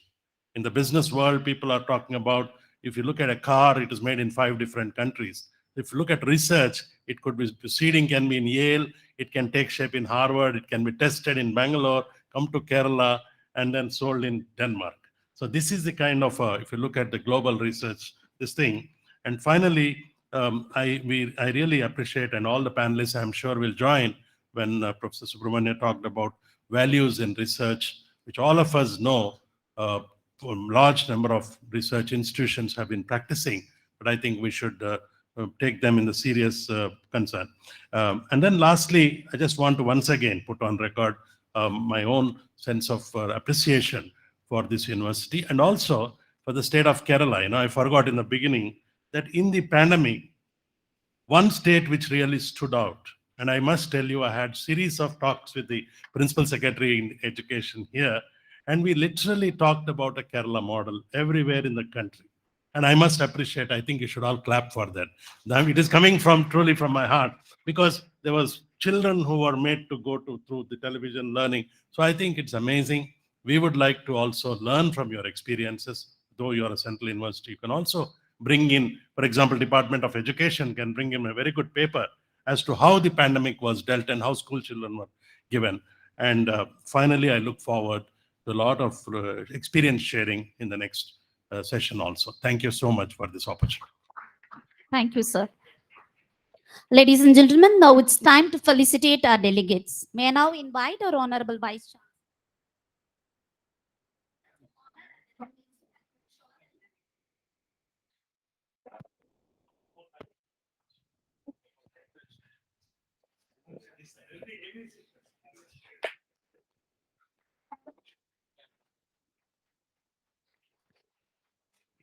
Dear delegates, the memento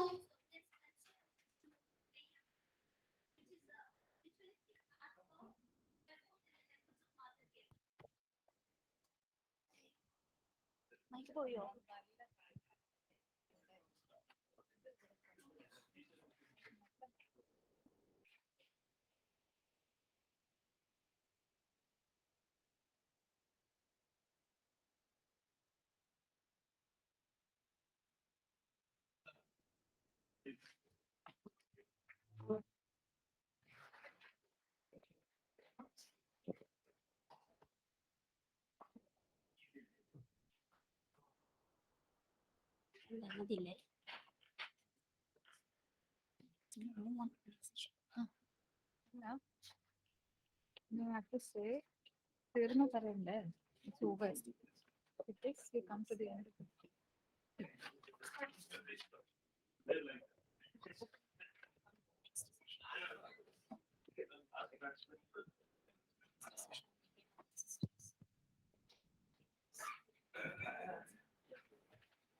No. May I now invite Professor A.K. Morgan, Dean, School of Social Studies, to deliver the vote of thanks.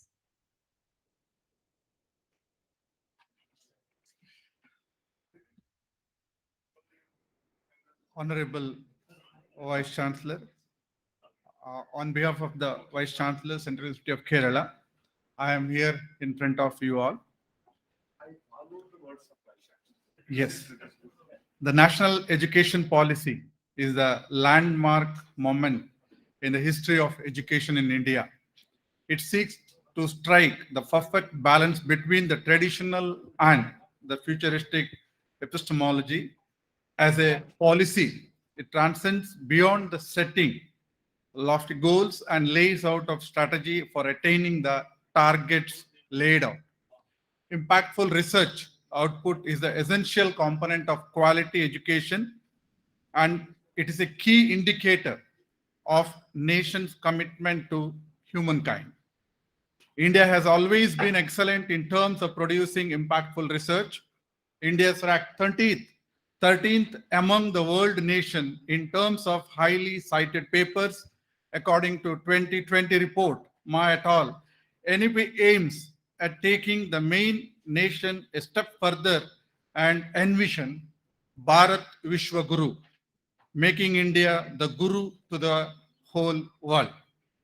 Our honorable guests were so generous to spend their valuable time introducing to us the prospect of research quality dimension in NEP. Their expertise has given us through understanding the depth and breadth of the potential NEP in transforming the research environment in India. I extend my heartfelt gratitude to Professor V. Venkataramana, Vice Chairman, Telangana State Council of Higher Education, who served like GPS of this session. He literally navigated us through the session by introducing us all the topic and keeping the root of the discussion in the right track. On behalf of Central University of Kerala, I extend our heartfelt gratitude to you, sir. So we are blessed to have among us Professor Kattimani, sir, Vice Chancellor, Central University of Andhra Pradesh. He is an excellent academician and is socially committed. Creative writing is renowned. He has been so generous to spend his valuable time with us, and his presentation has been so engaging and informative that each one of us was but focused the entire time. We thank you, sir, for your scholarly presentation and informative session. The session could help us to know the main quality-related dimension of research envisioned by NEP. So we have admitted as one of the top scientists in India, Professor Bhattu Satyanarayana, sir, Vice Chancellor of Central University of Karnataka, through on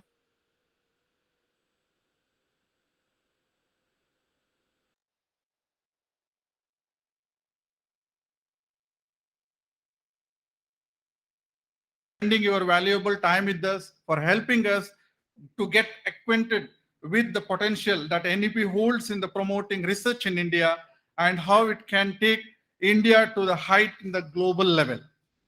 Professor K.B. Das, Vice Chancellor of Central University of Jharkhand, is one of the top social scientists in India who joined through the online again. He has served as a Pro-Vice Chancellor of the Indira Gandhi National Open University in New Delhi and also National Fellow of the Indian Council of Social Science Research and the Chairman of the Council for Teacher Education in Northeastern Committee. He was generous to spend time to help us to understand improving the quality of social science research, and further, his emphasis on the importance of the need of prioritizing the research that contributes productively to nation building is to be taken into account seriously, productively for further development. We thank you, sir, for your scholarly and insightful session. Professor K. Shivaprasad, President of UAS, has also been instrumental in the success of session as he has provided his valuable opinion on the subject matter. His presentation has given the emphasis to the need of ensuring the world-class quality Indian research for social development. We thank you, sir, for the kind gesture. Our neighbor, Professor Subramania Edapaditaya, Vice Chancellor, Mangalore University, is a great source of inspiration for us. As he is our neighbor, you made us feel proud and comfortable. Through this presence, we may have furthermore exchanges. This NEP may be the line for us to take care of that. We will have furthermore exchanges and also MOUs, as Katimani sir has already mentioned. We may have to visit today evening, sir, regarding that. And we may do furthermore quality work in this area. Thank you for your presence and being with us, sir. Professor Arun Kumar, my colleague, Dean, School of Biological Science, has been kind enough to introduce the honorable guest and the audience. I thank him for his zeal and commitment. Finally, I thank all the CUK family members and the guests to making this session quite successful and energetic after the lunch. Thank you all.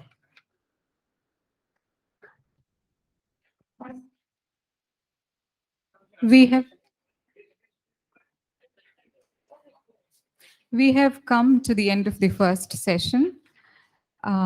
We thank all the eminent panelists who have participated in the first session.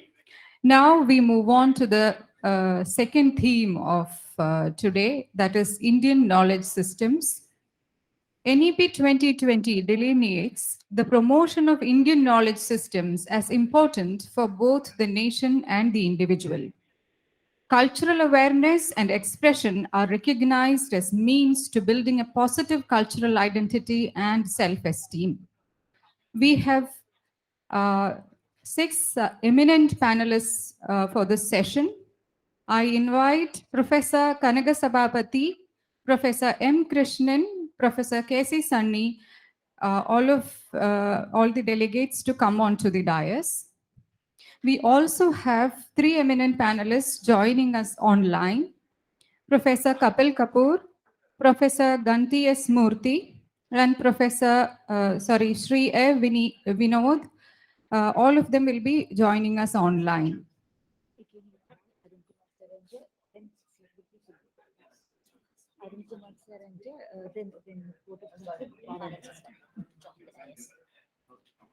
I request Professor Arun Kumar to welcome and introduce the panel. I also welcome Professor V. Balachandran, Dean, School of Business Studies, to join the dais.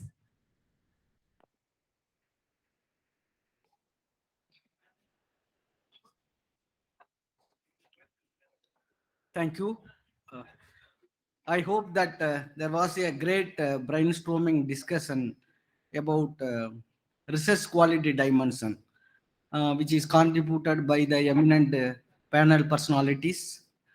With this august audience, I would like to share my own experience in the research, which is first we have to target the local need.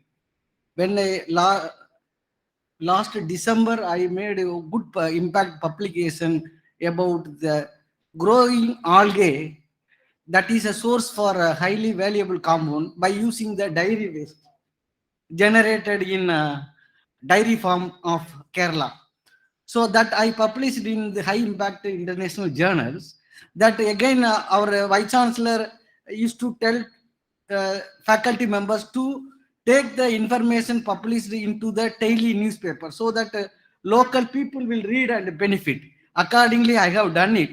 What happened the same day, after reading the news in the morning, 10 o'clock, one person from Kannur, nearly 60 kilometers from here, he came with fish waste. Can you use this fish waste to grow the algae so that it can be used as a source of nutrient to grow algae? So I can also demonstrate this and get benefit. So that what it indicate that first we have to address the local need by our research. That is more important. That was emphasized by Professor Sivaprasad in his talk. So it is very need of NEP 2020 to concern on addressing the local need. So that we can take to the global utility. So this second subsession is related to Indian knowledge system. How Indian knowledge system can focus on research. So we have here a very eminent personalities. Professor Kapil Kapoor online is a former chancellor of Mahatma Gandhi Antarashtra Hindi Viswavidyalaya, and Professor Gandhi S. Murthy, National Coordinator, AICTE through online. Professor P. Kanaka Sabhabadi, he is our regular visitor of the Central University, Chairman of ICSSR offline. And Sri V. Vinod K. Member, National Monitoring Committee on Education online. Sri Jayakumar, former Secretary, Vinyan Bharati, SUN Cochin online. Professor K.C. Sunny, Vice Chancellor of Law University offline. And Professor M.R.V. Krishnan from Central University of Tamil Nadu. And also we have here Dr. Satish, UVAS, Kerala chapter, APRSM, who is going to contribute for this opening as well as closing remarks. And also here we have Professor V. Palachandran, Dean, School of Business Studies. He will propose the vote of thanks. Now the panel is going for discussion on Indian knowledge system. I request the panel members to contribute on this topic. Thank you so much.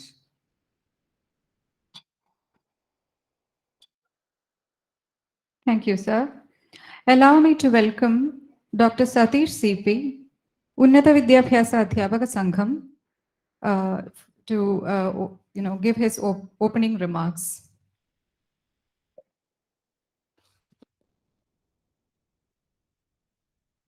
Honorable Vice Chancellor of Central University of Kerala, Professor H. Venkateshwarlu, my fellow panelists who are eminent people in the academic world, academic luminaries on and off the dais, a very good evening and namaste to all of you. I'm indeed very much honored to be part of this session.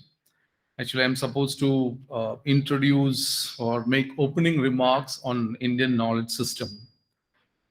As you all know, Indian knowledge system, IKS, has not penetrated into curriculum and pedagogical practices. And there is a big danger also in it because, we are in Kerala, and Kerala has always frowned upon this Indian knowledge system. It is highly likely that this could be labeled as regressive, revivalist, medievalist. Many such labels can be given to it. So people who venture to create a syllabus or curriculum on it should tread a very cautious path. Actually, I was supposed to. I came with the intention of delivering one segment of Indian knowledge system. Actually, I had done a major research project on Indian martial arts with the help of ICHR. And ever since that, I've been fascinated with this segment of Indian martial art. And I don't think anybody would touch upon that because it is far removed from the academic world in India. But when you go abroad, I think in countries like, say, Japan, China, and South Korea, definitely they have been into martial arts for a long period of time. And as you all know, Japan, somebody was mentioning about Japan's research capabilities in the last session. And actually, how did Japan bounce back to life after terrible destruction in the Second World War? It was with the help of martial arts like karate and judo. And how on earth would you believe that? And what kind of evidence do I have? I mean, it's not violence that's being perpetrated by martial arts. It's not that. It's I'm talking about embodied knowledge. Martial arts as embodied knowledge. Knowledge, something which you can acquire only through experience or only through body. So it's a kind of experiential learning. And Japan used this to great effect. They used it as self-engines to morally rejuvenate the people after the Second World War, and for national reconstruction. They could do it in a very short period of time, say 5 to 10 years, because of martial arts. And China, of course, is another great nation which has adopted martial arts in a very great manner. Definitely South Korea with its, I think it's Taekwondo. There are a great deal of martial arts available in the world scenario, but I think Indian academics hardly know anything about martial arts in India. We have a very, very long tradition of martial arts, which dates back to, or maybe some of the martial arts, like especially the martial arts which is practiced in Kerala, which is Kalaripayattu, and the martial arts which is practiced in Tamil Nadu, which is called Silambam or Silambatam. These are actually very, very ancient. I mean, you don't have to take the claim of the martial art exponents about Kerala being the mother of all martial arts. Maybe that's not true, but it has got its spiritual rootedness. It has got a lot to be in the academic world, actually. So we as academicians should try and bring in martial arts studies into the ambit of academics. Recently, I think Cardiff University in Wales, there's a very prominent cultural theorist named Paul Bowman. He introduced a whole department of martial arts study and research. And as far as I know, in India, we have only one university, which is in Manipur University of Culture. I had visited Manipur University in 2018, and they have established a department for martial arts of Manipur, which is called Kangta. They have it is connected with Manipuri classical dance and all. So we were talking to the Honorable Vice Chancellor a few hours back, and I suggested that, or rather I would suggest to the university that we should hold a separate session for Indian knowledge system. We should hold a workshop, how we can go about creating a curriculum and pedagogy for this whole knowledge system. And this martial arts itself cuts into many, many disciplines. It's highly interdisciplinary, it's highly transdisciplinary. And similarly, most Indian knowledge system has got, it can take into its ambit a lot of subjects. So with these words, I'll just introduce, or rather I'll just ask the luminaries in this panel. I'm the only minnow in this panel. I think out of the 5 panelists, 3 would be doing their presentation online. First, we have Professor Ganti S. Murthy, who is the National Coordinator of IICT, and 2 very important personalities are present here. I'm not familiar with the people. I'm sorry. Anyhow, I'm familiar with Dr. Professor P. Kanagasabhavadi, who is here, and I find Professor K.C. Sunny, also Vice Chancellor of NUALS, here. The other 3 persons are seen, 4 persons are seen online, but I can find. Sorry. Yeah, Central University VC, Professor Krishna, and okay. So I think the announcement would be made by the Okay. So thank you all. Thank you, sir. Now I welcome Professor Kapil Kapoor, former Chancellor, Mahatma Gandhi Antarashtriya Hindi Vishwavidyalaya, Wardha. He is one of the foremost authorities on Indian knowledge system with more than 52 years of teaching experience.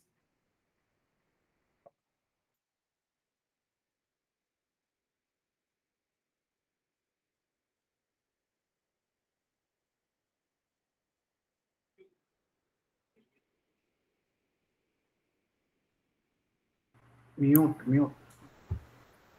Namaste, Professor Kapil Kapoor ji, you are muted.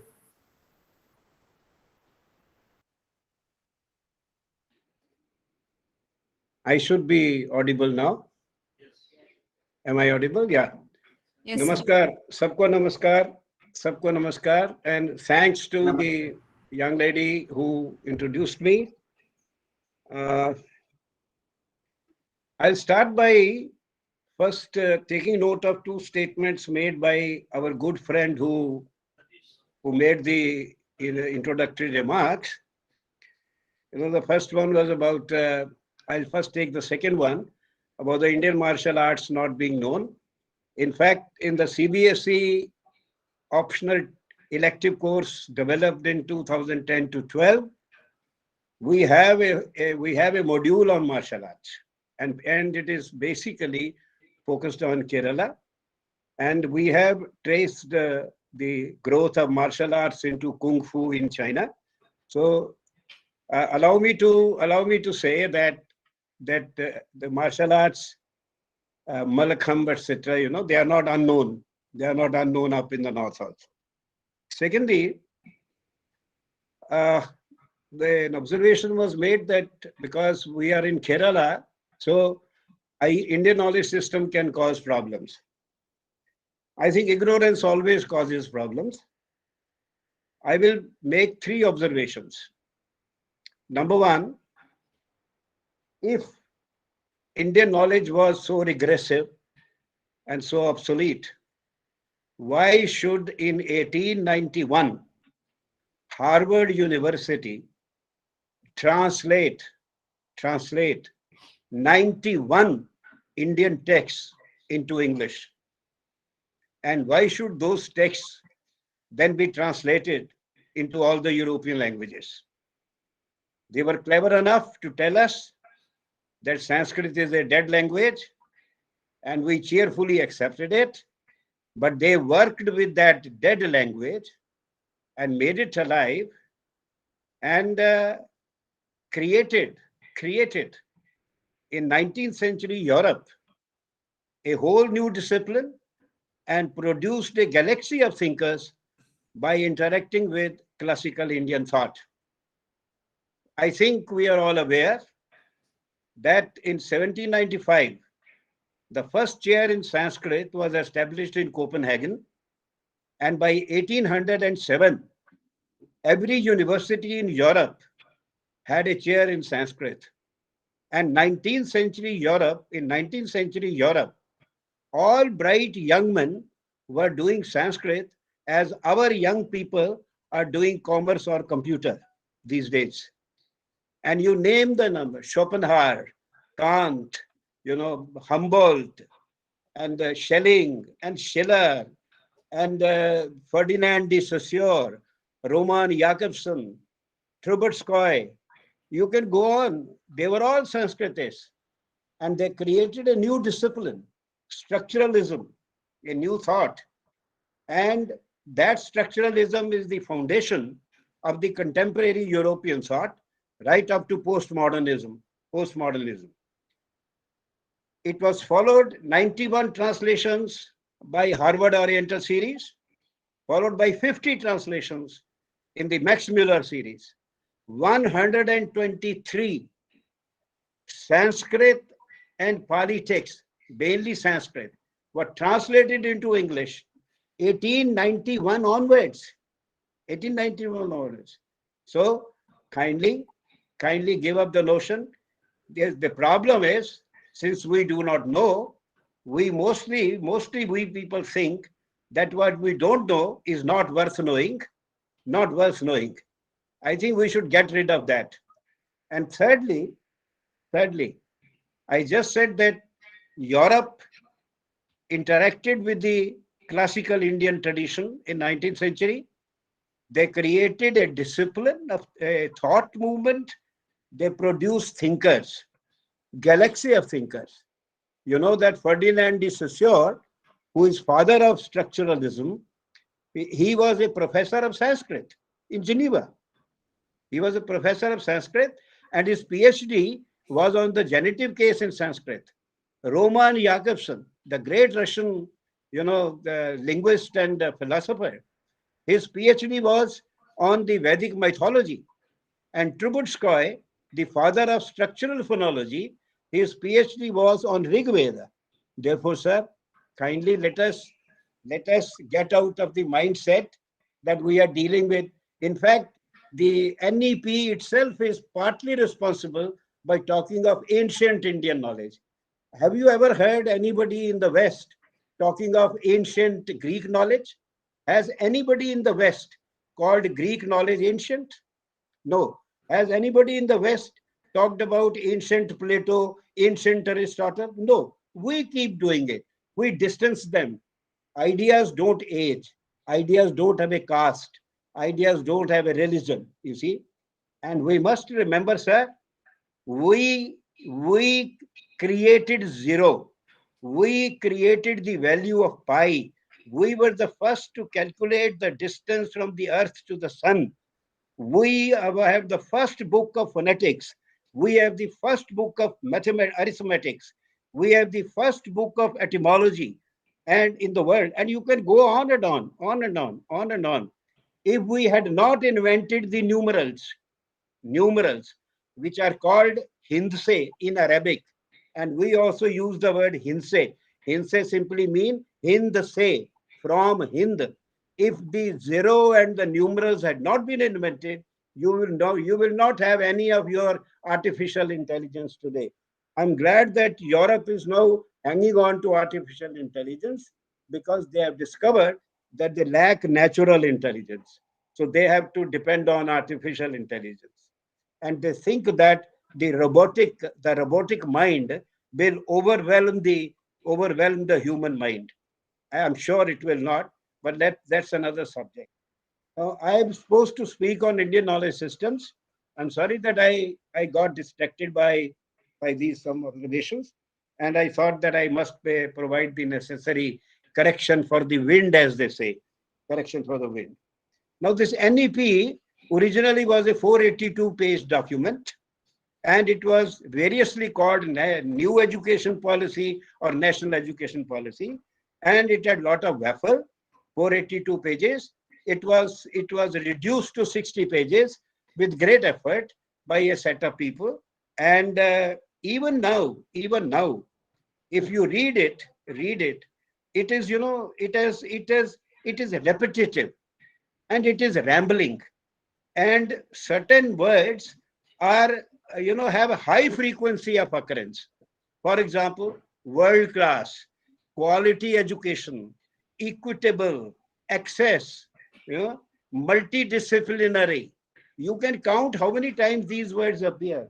I did try, even after everything, that we should further eliminate many of these things, but then it would have been reduced to 25 pages.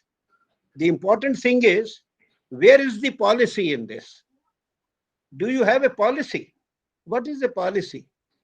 Policy of education. We have had so many commissions of education, and we have written more than 7,000 pages. Not one page of policy. Even in the cave meeting, I picked up that 482-page report, and I requested all the people, about 300 present, please point out the page on which there is policy. We will have quality universities, world-class universities, we will give grades, we will have laboratories, and we will have universal this. This is not policy. These are instrumentalities. Our education, existing education, I am in a lecture. I am in a lecture, Ranga, please. And I'm sorry, sir. I had a distraction. Now I was saying that, what was I saying? What was I got broken. What, can you tell me what was I saying? Why I was saying about difference between the policy, different documents. Yeah, policy. Now look, instrumentalities. our current education system, why have we had so many education commissions or education committees? Because we are aware from day one, 1947, that the education system that we have inherited is not good enough for India. It is not good enough for India. In fact, our education is neither democratic, nor federal, nor vernacular, nor Indian. And I mean it. And I have said this. I've said this formally in formal meetings in the ministry also. It is not them. We talk about quality and access and regardless of socio-economic background. But people who don't know English and people who don't have money, they cannot go to your IIMs, they cannot go to your IITs, they cannot go to your Institute of Science Bangalore, they cannot go to your class institutions. So there is an inbuilt elitism in our education system. And it is because my good friend, I have a great admiration for my friend Macaulay. Unlike other people, he was so intelligent that he knew what his country needed.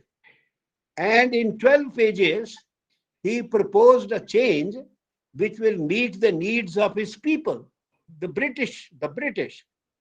He, in the House of Commons, he said that I have traveled through the country. I can tell you that the Indians do not tell lies, that they are not thieves, that they are very honest, and they have very firm respect and belief in themselves. How can you rule such people? This is House of Commons. Kindly go to the proceedings of House of Commons. How can you rule such people? To rule such people, you have to change their character. And how will you change their character? You change their education. How will you change their education? Kindly download 1835 English Education Act from Google. 1835 English Education Act. It is a one-page document, one-page policy. It's a one-page policy based on which for 186 years we are running our education. We are running our education, a one-page document. The policy is very clear. What kind of education we should have, that document says. Well, we want to have Indians who can be interpreters between us, the rulers, and the masses. Rulers and the masses. And they will be Indian in appearance, but in four things. Listen carefully, sir. Opinions, tastes, values, and intellect. They will be British. They will be British. And the second point, how will we produce such people? Very simple. The second point says, we will not teach them in their languages, in their mother tongues. We will not teach them in their mother tongues. Third, then what language we will use? We will use an international language. And which language is more international than English? At that time, they say. So we will teach them through English. Number four, what will we teach? What books? Not Sanskrit and Persian, not Indian, but European literature, English literature. One shelf of English literature is more substantial than the entire body of Sanskrit and Persian literature. That is my friend Macaulay. So we will teach them those. So the books will be from the European literature and English literature, and we will not anymore publish or distribute any books of Sanskrit or Persian. Any books of Sanskrit or Persian. And the money that we will save, we will use that money to spread the knowledge of English. This is the policy. This is the policy. And for 186 years, even today, the educated Indians are interpreters between the ruling class and the masses. In 9 to 10% of Indians know English, 90% are the ruled people. And the formula that Macaulay developed was 3E, E. English, education, employment. We have not broken it even today. So even the people of Maharashtra and Gujarat, who before 1947, their elite used to send their children to native schools. Now everybody is sending these schools to English medium schools because English, education, employment. This formula we have not broken. Our education is certainly not Indian because it has created two nations. You know, the Disraeli in England, the British Prime Minister said in 1871, England is two nations, rich and poor. India is two nations in many ways, rich and poor, urban and rural, English knowing and not English knowing, And it has created two nations. And it has given an arrogance to those who have gone through this English education. They look upon the masses, the rural people, as backward, who need to be developed, who need to be, brought up to a certain level, but forgetting that whatever is good about India exists only with those people who have not received this education. Because this education disaffiliates, deculturizes our people, deculturizes our young people, and at best, a young man or a woman who comes out of this education, at best, she or he is ignorant of India's own culture and history, and at worst has contempt for it. हीन भावना, ये जैसे अभी इन्होंने बोला था आते ही कि हमारे यहाँ तो मानते कि ये रिग्रेसिव है, पुरानी चीजें हैं, ये तो खत्म हो गई, new knowledge has superseded and all that. This has been bred by this. Anand Kumaraswamy, in one of his essays in 1930, he talks about educated Indians, and then he gives a footnote. This is how victims of Indian education are described. Educated Indians. Victims of Indian education are described. I got carried away by that because I used to have this kind of opinion many years ago. I wasn't expecting that in 2022, again, this will be brought up, that there are people who think that being yourself is being bad. Being yourself is being backward, and you have to be a subordinated mind. You have to be a translator. You have to have a translated mind in order to be educated. So this not work. Now NEP is even today, even now at 60 pages, it's a rambling document and it is repetitive, but it has five new features which earlier reports did not have. Five, I will say positive things. Number one, it says that the medium of education up to class 5, preferably 8th, class 8, and maybe onwards, shall be the mother tongue or the local language. This is in 0.4, section 0.4. Kindly read that, where this is a very, in fact, this is a very bold statement, but it is still diffident. There is diffidence in it, In fact, the real solution to India's education system failure is to change the medium of instruction. And Smriti Irani ji had constituted a language expert committee, and the task was to write a report on comprehensive language policy for India. She was good enough to ask me to chair that committee. We spent 2 years, 20 people, very senior academics. We submitted a 4-volume report. That report was shelved because of, I will not go into the reasons, not by Smriti ji, but by the later ministers, for reasons which at some other occasion I will talk about. But we had said in that report that the medium of instruction should be the state languages, 22 state languages. You see, they should be the medium of instruction. And of course, there are people who talk about the constitution. After all, those people who prepared the constitution, they were also victims of Indian education. They thought that India, we have to make India a nation. They thought India is not a nation.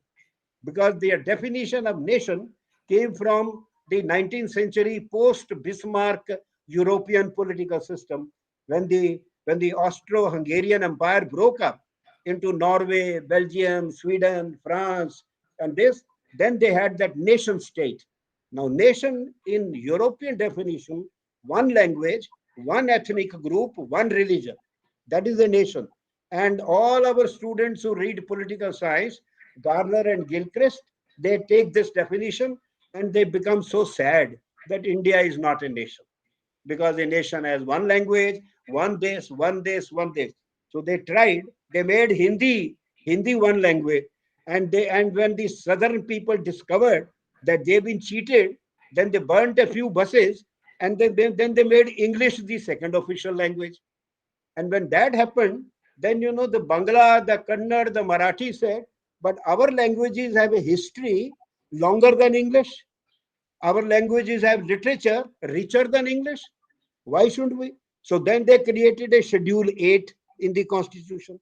Originally, there were 12 languages in that. Today, there are 23, and 37 applications are waiting. 37. It all comes from our, ignorance of ourselves.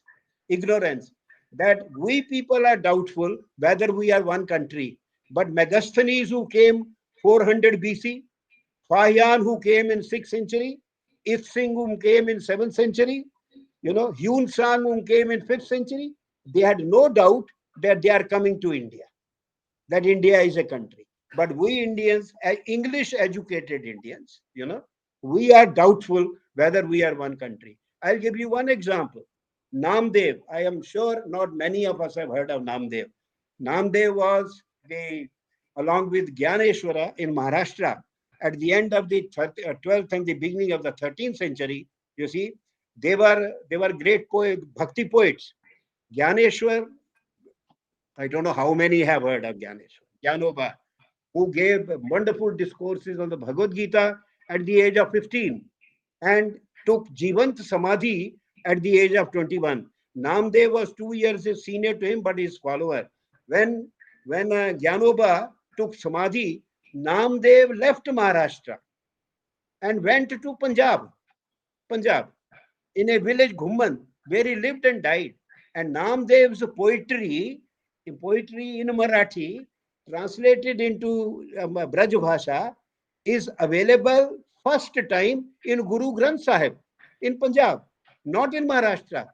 So in 13th century, it was one country. But in 1950, the Constituent Assembly, they thought they have to make it a one country. You see, they have to construct it. Abhinav Gupta in 9th century was teaching in Sharda Vana, which is called Harvan today in Kashmir. And it is on record that great minds from Karnataka, they went all the way to Srinagar to learn Abhinava Bharati, Abhinav Gupta's commentary on Natya Shastra. So it was a one country for them. It's not one country for us now. So let's be very clear about where we have gone wrong and fatally gone wrong. Now, I said 5 things are good about this NEP. Number 1, it says up to class 5, maybe 8, maybe later. So we are still scared. And Macaulay and when Benting signed it, the Education Act in 1835, and immediately implemented it. Immediately, overnight. And what happened? Nothing happened. What happened was our literacy rate fell down. You see, in 1832, in the Woods report, India's literacy was 97%. 1832. But then English was made the medium of education, and in 1882, India's literacy fell to 16%. 16%. We were a highly literate society when we were learning in our own languages. What the policy did was to kill our languages, to take our language away from them. When you give up your language, you lose your voice and you lose your soul. And all the consequences, what we talk of today, colonized mind and all that, It's all because our medium of instruction is English. Now, must also caution. We did not say English should not. After all, 5 states of India have English as the state language in the Northeast. So they will be teaching in English. And those who want to have English medium, they can continue to have. But like France, if you have English medium, then as in France, you will have to set up a parallel Indian medium class. So, anyways, I think Joseph is calling me because I think I have already spoken. I've taken more time than I should, but I have not touched the subject. I will I will just quickly sum up. You know, number two, medium. It is a very good suggestion. I wish they were not so diffident, so afraid. They should have said that state languages shall be the medium of instruction. Finish. There would have been a confusion for 1 year, 2 years, 3 years. It would have settled, and we will be mentally free. We will be decolonized. Totally decolonized. And second good thing is, and it talks at length about the richness of Indian languages, and says that the content of education should be taken from the massive body of literatures that are available in Indian languages. The content should come from there. Partly. It doesn't mean we will exclude Europe. Bhartrihari in the 5th century said that what does he know who knows only his own tradition? Mind acquires critical acumen by interacting with other traditions. But that was 5th century India, a confident India. Today, you have to say, what does he know who does not know his own tradition? You see, what does he know who does not know his own tradition? So, the second point is building up study of Indian languages and arts and crafts into mainstream education. Third good point, that Indian knowledge systems should find a place in the curricula and the syllabi. By Indian knowledge system, we mean what? India has the world's largest body of intellectual texts in Sanskrit, Old Tamil, Pali, and Prakrit. World's largest body. In fact, the intellectual texts of India are more than the intellectual texts of all the languages of the world put together. Larger than that. And they are in n number of disciplines. Your Vedangas, which are 5,000 years old, they are in phonetics, grammar, etymology, sociology and astronomy, which means mathematics. So ancient sciences. In the Rig Veda, the 120 sciences are listed. 120 sciences are listed. So we are massive. And it's not in the air. There is a continuous cumulative tradition of thought, texts, and thinkers in various vidyas, in various disciplines. They are only waiting to be read by people. And fifth, this policy has integrated vocational education with the mainstream education. So, that kind of stigma which attached to vocational education, or adult education, that has been removed. It has been made part. So, the skill education will be part of the university education. And it will not be left to ITIs. So, you have an IIT graduate and an ITI diploma holder. ITI diploma holder. It's like a flying officer who flies an aircraft and a flying officer who simply counts the caps and the uniform, on the ground. So you decry the status of that person. So these are 5 things which are very good. Now, Indian knowledge system, the problem with the report is that it is full of good intentions. It has wonderful words, quality, access, equity, but all these need to be defined. What is quality education? Can you have quality education?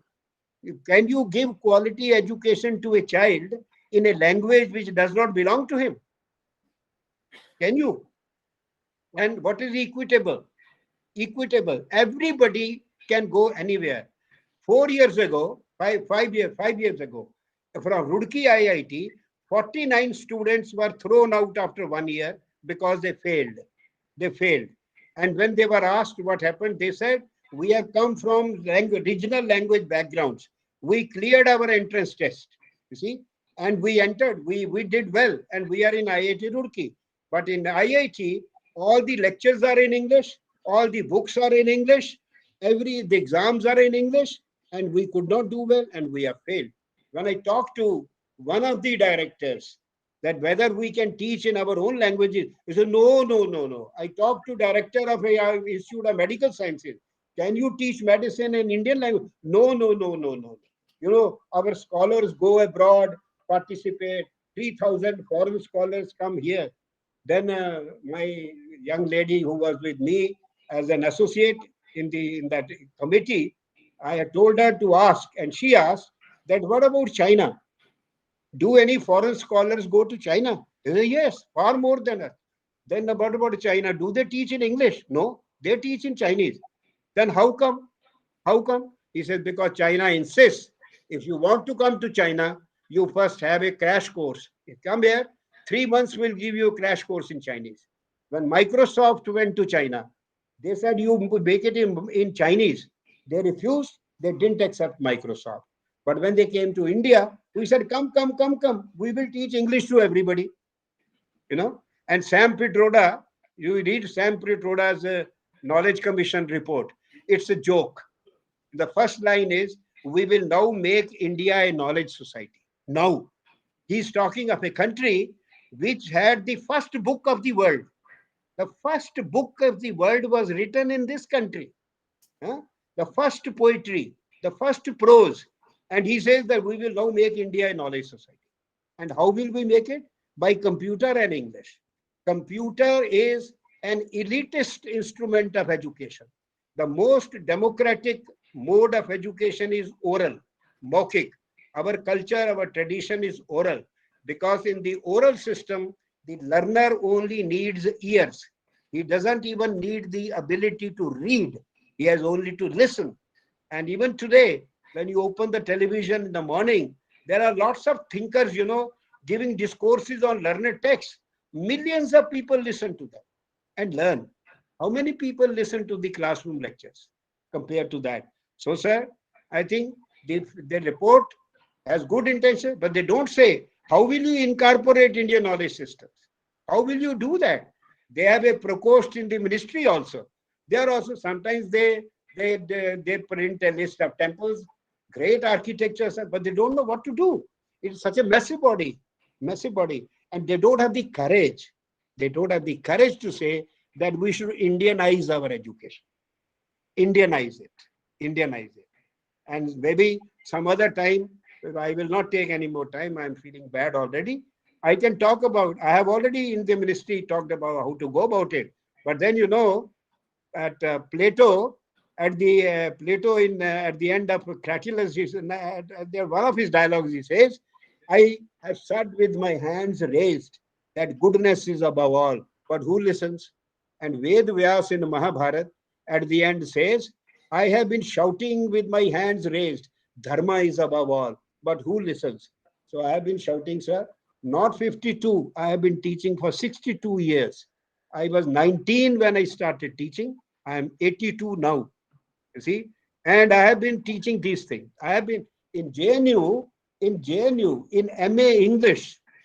I prescribed Panini's Ashtadhyayi, a Sanskrit grammar, Bhartari's Vakyapadya, Bharat's Natya Shastra, and it was a class made up of people from all parts of India, all denominations, and they loved it. And I had very large classes, and I saw one thing. The moment an Indian student reads an intellectual text of his own tradition, his shoulders become erect, his self-respect increases, and he ceases to think that all knowledge is available only in the West. Thank you very much. Thank you very much for that thought-provoking lecture, sir. Next, I would like to invite Professor Ganti S. Murthy, National Coordinator, AICTE, to deliver his talk. He will be joining us online.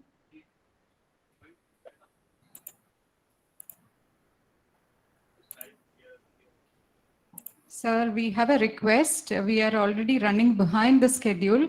Sure. It would be great if you could wind up in I'll 6 finish minutes up very or so. fast. Yeah, thank you so much. Thank you, sir. Thank you very much. Matrubhyo Namaha, Pitrubhyo Namaha, Gurubhyo Namaha, Sabhaye Namaha, Sabhavatibhyascha Namo Namaha. A very good afternoon to all of you. And after that intellectual tour de force of Professor Kapil Kapoor ji, who is the Bhishma Pitamaha of the essentially the Indian knowledge systems that in the academia and all in our country. I mean, I would like to go forward with a few things, and I know that we are running short of time, so I will finish my thing in about 5 minutes, no more than 5 minutes. So I'll just take you towards some of the paths forward, essentially the MOE, Ministry of Education initiatives that we are taking at the IKS division of MOE, which is located at the AICTE, and my name is Ganti Murthy. I'm the national coordinator for that division. Essentially, when we talk about this, what essentially are we talking about? Sorry. What is it that we are talking about as the Indian knowledge systems? Hopefully you can see my slides. Can you see my slides? Yes. Yeah, okay. So essentially what we are referring to as, at least within the mandate of the Indian Knowledge Systems Division, we are talking about it as the rich heritage and the knowledge created and acquired by the Indians over several millennia in the Indian subcontinent. And essentially this Indian knowledge repositories are either in the systematized knowledge, which is essentially in the shastras, manuscripts, and oral traditions, or also the traditional knowledge that is there in our folk song, in our stories, arts, handicrafts, traditional skills. And the questions that we normally come across: what is unique about Indian knowledge systems? Is it worth studying what our ancestors did and think? Is it relevant today? And why is it important to you and your students? Is it something that we need to really answer? And because one of the things is, because of, especially as Professor Kapil Kapoor was saying, 186 years of English education where we have been taught the Atma of that was essentially European. When you look into that, these questions are natural to arise, and it is a very fair thing to answer them in a comprehensive way. I'm not going to do that in a very big way today. I'll not get into the details of that, but essentially what we'll try to say is that then it is relevant. And unique thing about Indian knowledge systems is about the drishti, the way that we look at the world and the universe from our perspective. It is relevant today, and I'll try to show you one example about that, and so that I can convince you that it is actually important to you and your students. And why do we need to invest in IKS? Because there is a genuine paucity of positive genuine scholarship in this field, and which leads to propagation of all kinds of myths and unscientific claims. There are people who will claim that there is basically string theory in Bhagavad Gita, and there are people who say that all the science and technology and the knowledge that we have had in India is all imported. These two are extremist positions which have no basis in reality. And it is therefore important for us, especially at the higher education institutions, to take the leadership to understand and research the scientific and technological heritage of India and actually bring it into our classrooms.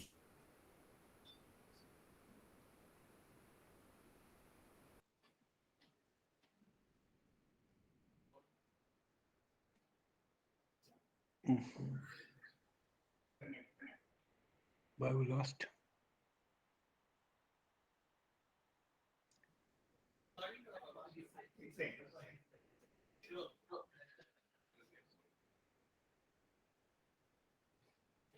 Disconnected.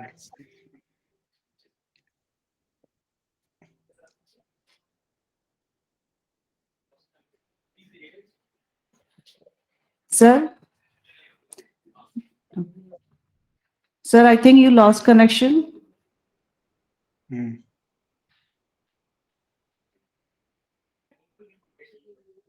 We can go to him again.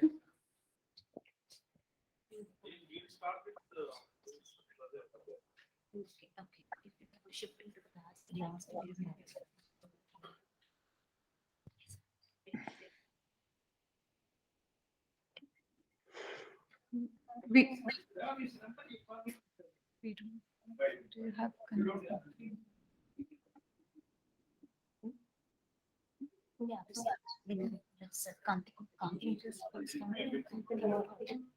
Ganti Mukti. Can you want the next speaker till then? Could we move to Kannada Sabha, please, sir?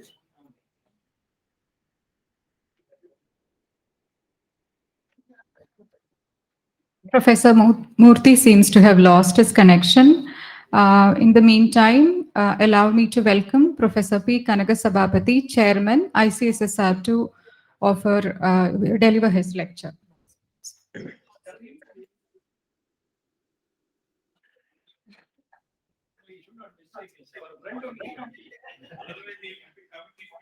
Yes, he's my friend only. Respected Professor Kapil Kapoor, an encyclopedia of Indian knowledge systems, my friend Gandhi Murthy, Professor Krishnan, Professor Balachandran, Professor Sunny, Satish, Vice Chancellor, and my close friend Dr. Kattimani, senior academicians, scholars, and friends. You know, it is time that we introduce this IKS, Indian Knowledge Systems, into the curriculum.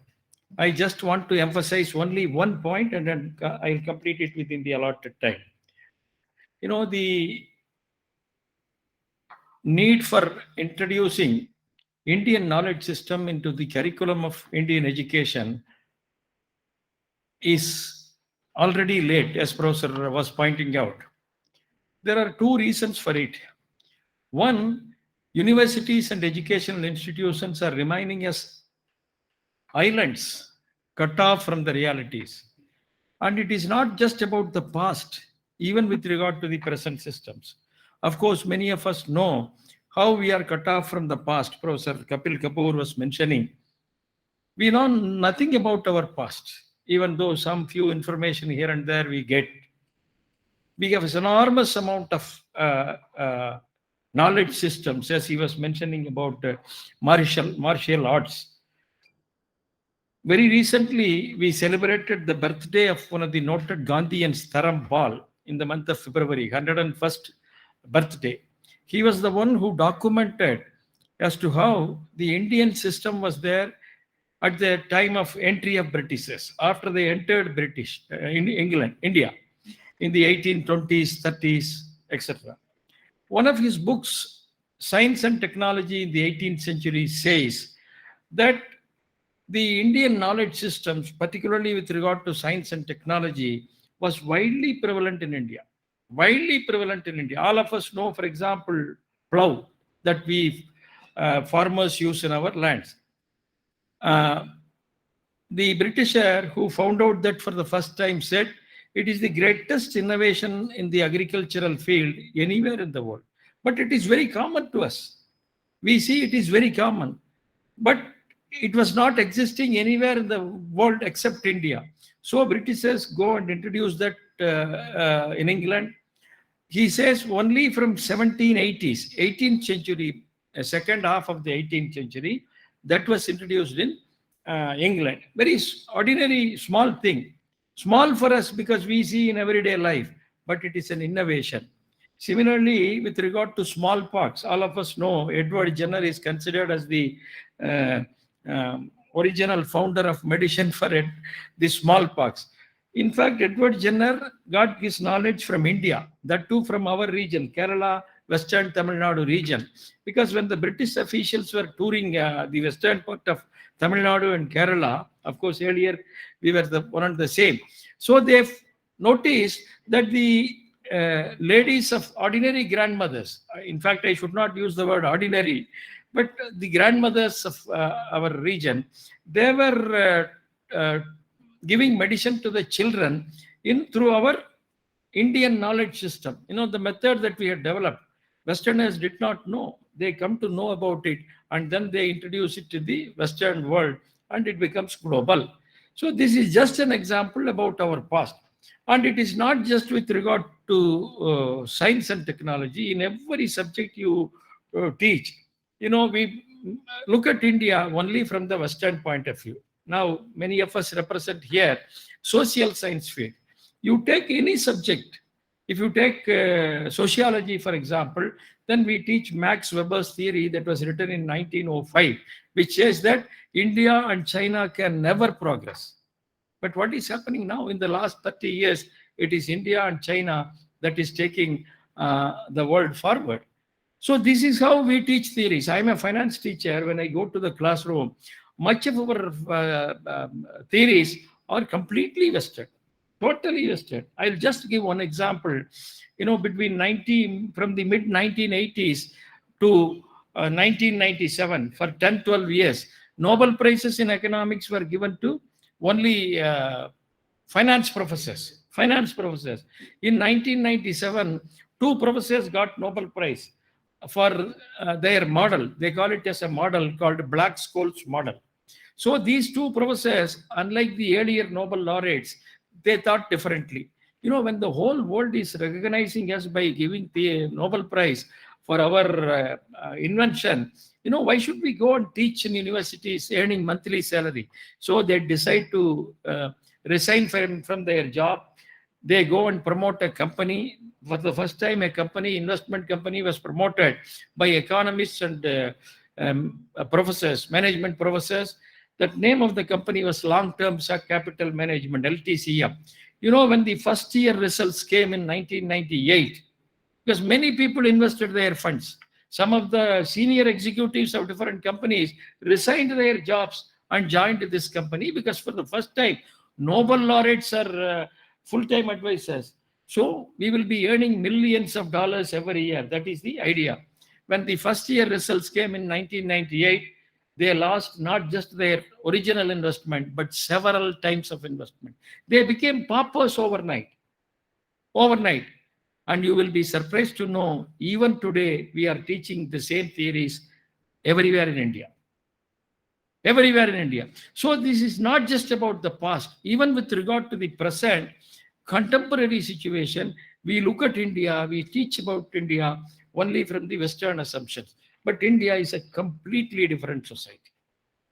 All of us know, I'm speaking from economics point of view, all of us know we remained the most prosperous nation in the world, at least till the 18th century. Now, this OECD report has come, which analyzes the economic ups and falls of the entire world in the last 2000 years, 2 millennia. The report says that during the beginning of the common era, 2021 years back, we were the most prosperous nation in the world, contributing 32.9% to the global GDP. 1/3. Rest 2/3 were contributed by all other countries together. China was following us with 26%. And till 18th, 19th century, China and India remained as the top most economic powers, with India remaining at the top for most of the time. So we had one of the most sustainable economies in the world today. It was completely destroyed by British, as Professor pointed out, Macaulay education and complete destruction. If I may add one data, they introduced this Macaulay education system in 1835, and in 1891, after 65 years, Will Durant says that literacy rate in India was just 9%, with girls' literacy being 6%. Earlier, education was given to all, free of cost, completely changed. So as a result, economy collapsed. And at the time of independence, we were a poor nation. 18% was the literacy rate, 45% of the people were living below poverty line, 80% of the people were dependent on agriculture and rural activities for their livelihood, because all businesses, industries were destroyed completely. But today, after 74 years, you see India, in spite of several problems that we have, we are the 3rd largest economy in the world with more than $10 trillion GDP in PPP terms. And we are the fastest growing nation in the world this year with 9.2% growth. And we have the largest number of entrepreneurs anywhere in the world, 85 million entrepreneurs, 8.5 crore. 74 years back, we were one of the poorest nations. Today, we are the most potential nation in the world. This is in spite of confusions and contradictions at the policy making level. For about 35 years, we were following socialistic approach, an alien ideology not suitable to India. In fact, it failed in their own birthplace and karma bhumis. And next 20 years, we were following this globalized approach, again creating problems for India. But in spite of it, India has been growing. So in spite of universities, educational institutions, India has been growing. Why? What is the reason? This is because of our strong cultural, civilizational foundations. Indians save enormous amount of money. If you take the last 15 years, always more than 30% is the saving rate of India. Saving rate of India. Janadhan account was opened for those who don't even have 500 rupees to open accounts. Now, there are 46 crore accounts, out of which 65% are account holders are women. And you know how much money they have in their deposit? 1,59,000 crore rupees. 1,59,000 crore rupees. So this is India. And if you see the savings in nationalized banks of India, there is 140 lakh crores. Because here every father, every mother feels it is their duty to save as much money as possible so that their children have a better future. You see the West, in the West saving rate is in single digit, 2%, 3%, 4%. So this is a completely different society. Are we explaining this in classroom? Do we have this functioning systems in our textbooks? No. Even the OECD findings that were released in 2001, many of the universities even today have not included. Somebody from foreign country says after detailed research, that too an organization, OECD is the organization for about 30 plus rich countries in the world. They say you remained as a great nation for about 1,800 years and we don't even include it in the curriculum. So this is the problem. It is not just about the past, the present also we are ignoring.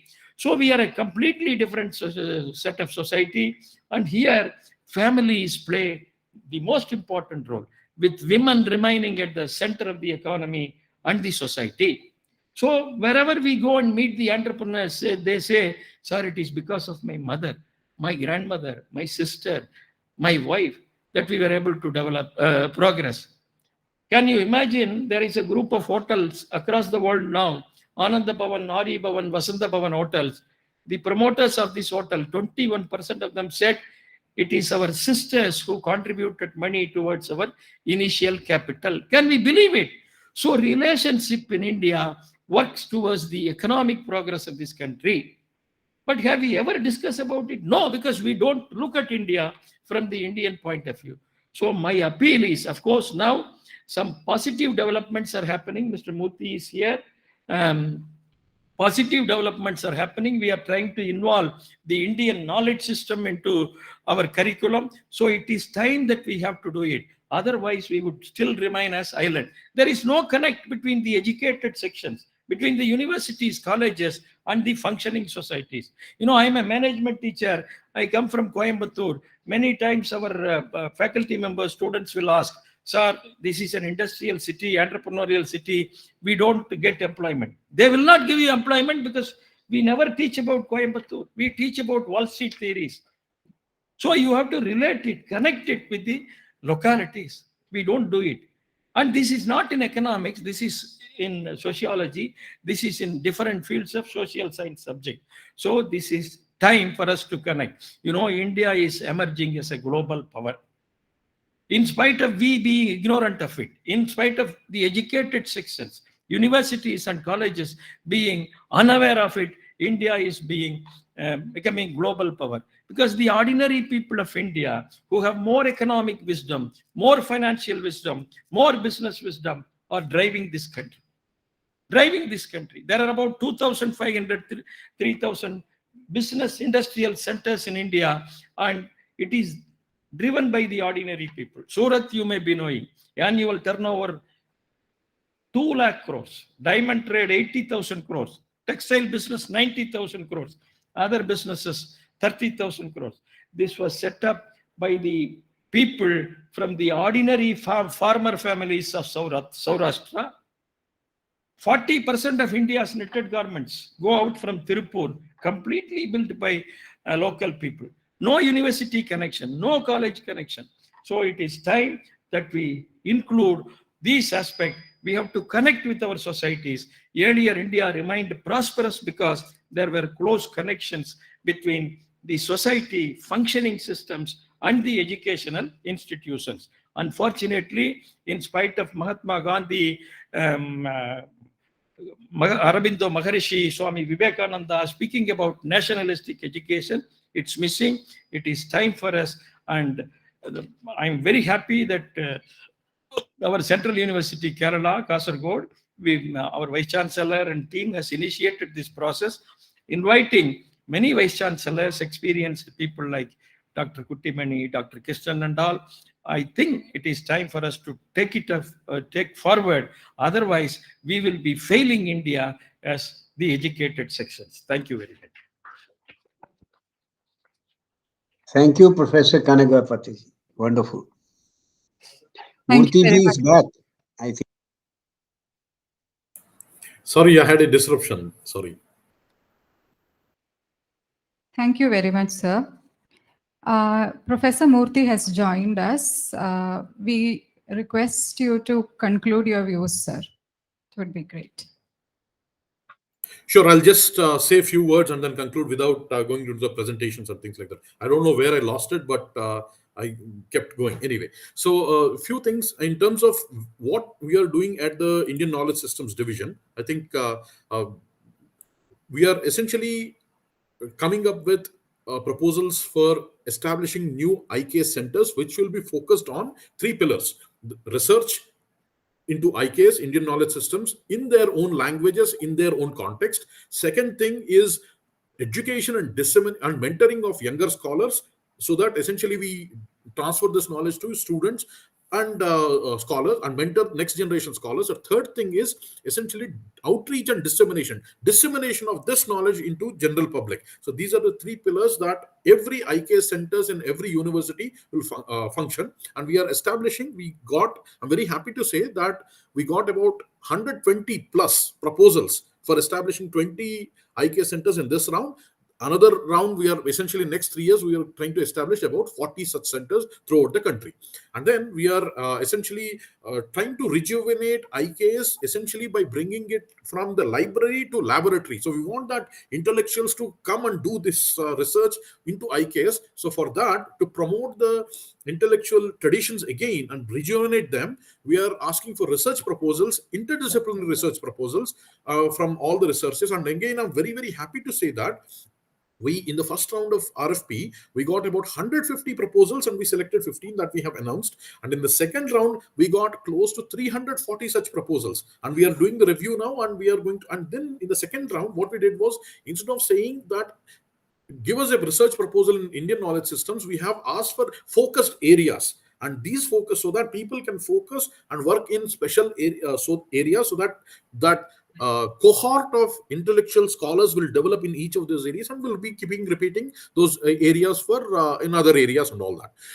And then a third one is student internship. And again, I'm very, very happy to say that we received about 1,300 applications, and currently there are 410 student interns learning from all kinds of IKS mentors throughout the country for 2 months.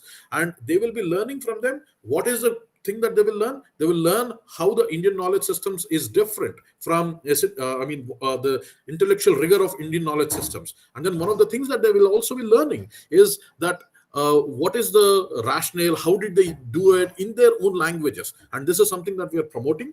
And again, we are going to have another 1,500 such internships basically in the summer also. And will be that is the third initiative that we have. And the fourth initiative that we have is faculty development programs, so that we create this essentially the faculty development programs for people like me, I would say, who are educated in the Indian academia, but we don't have that kind of connect with the Indian knowledge systems from the traditional background. We want to sensitize them about what is the scope of Indian knowledge systems, and we are conducting faculty development programs so that we can get into these things as we need. And the third thing that we are doing, again, this was a point that Professor Kapoorji was touching upon.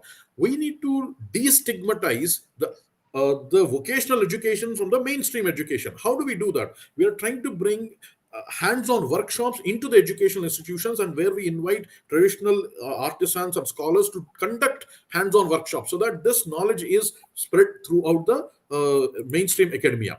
And then we are doing digital conservation efforts. And then another thing that is a very, very high priority task for us is the material development for the curriculums, both at the school level and at the higher educational level. And we are trying to do it in two phases. One is by developing dedicated IKS courses in specific disciplines. For example, we are trying to develop a IKS course focused on civil engineering, which will talk about Narada Shilpa Shastra, it will talk about Samarangana Sutradhara, and it will talk about the structures and all those from a civil engineering perspective, so that a civil engineer can go and learn this and then feel that the temples that were built, the forts that were built, all those things are actually going to be, were built by people who are very knowledgeable.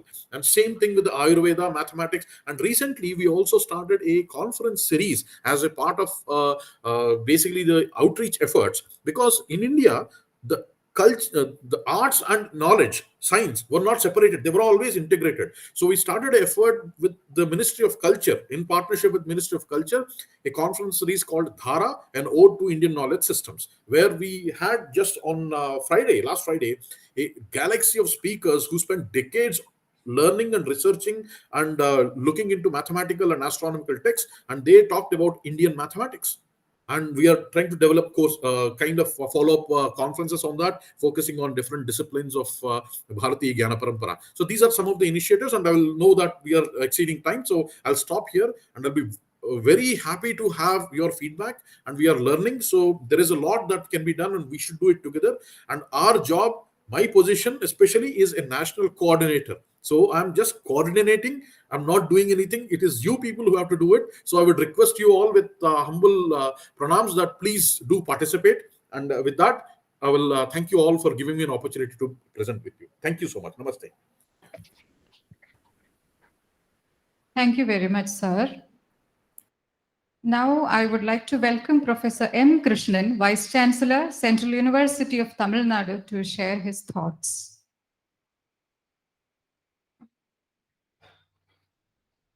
My dear and respected Vice Chancellor of this great university, fellow Vice Chancellors, fellow panel members. Yeah, this is a very good discussion about the Indian knowledge system. But everybody is thinking that when we are discussing about the artificial intelligence, machine learning, 3D machines and everything, why we have to talk about Indian knowledge system? My dear and respected Professor Ganaka Sabhabadi touched upon that.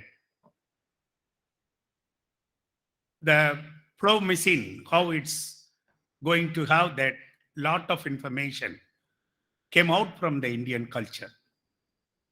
2 years back, when we had on this, meeting at Chicago, USA, about the Indian culture, there is a separate session about that Indian knowledge system. I also thought of what they are going to talk about it. But when they are talking about that, the blow share, what they are having that one iron rod end of that blow share, it's called in Tamil Kolu. There is a lot of research paper on that. Why? Because the Kolu, what that angle they are fixing in that flow share, it's doing much in that output. And also angle what the farmers are holding, wooden, piece, that is going to give the pressure to blow that soil. So it gives a lot of information about the mathematical knowledge. The second very very good papers they presented, not much Indians, it's throughout the world. The blockade, where the wheel size, dia of that wheel, then iron rod, what they are putting over that the wooden wheel, size, and everything depends upon the work what they are going to do there. It is not discovered by that what you call any other country people, it's only by Indian. So, I mean, when I am seeing that, again, how these people are getting such a wonderful mathematical knowledge. I mean, particularly that Indian, the culture, that really wonderful. So today when I am seeing that literature, I have to congratulate particularly the Kerala government, where they want to change the Indian knowledge system into Indian knowledge economy. Kerala knowledge economy, they want to change that. How we can use that, the culture oriented, the technology what we are having, we want to change into economy. And also in the digital form, I had seen some of the good announcement in Kerala. So I request that Vice Chancellor, why not we can also think about it, because I am coming from that, a place called Thiruvarur.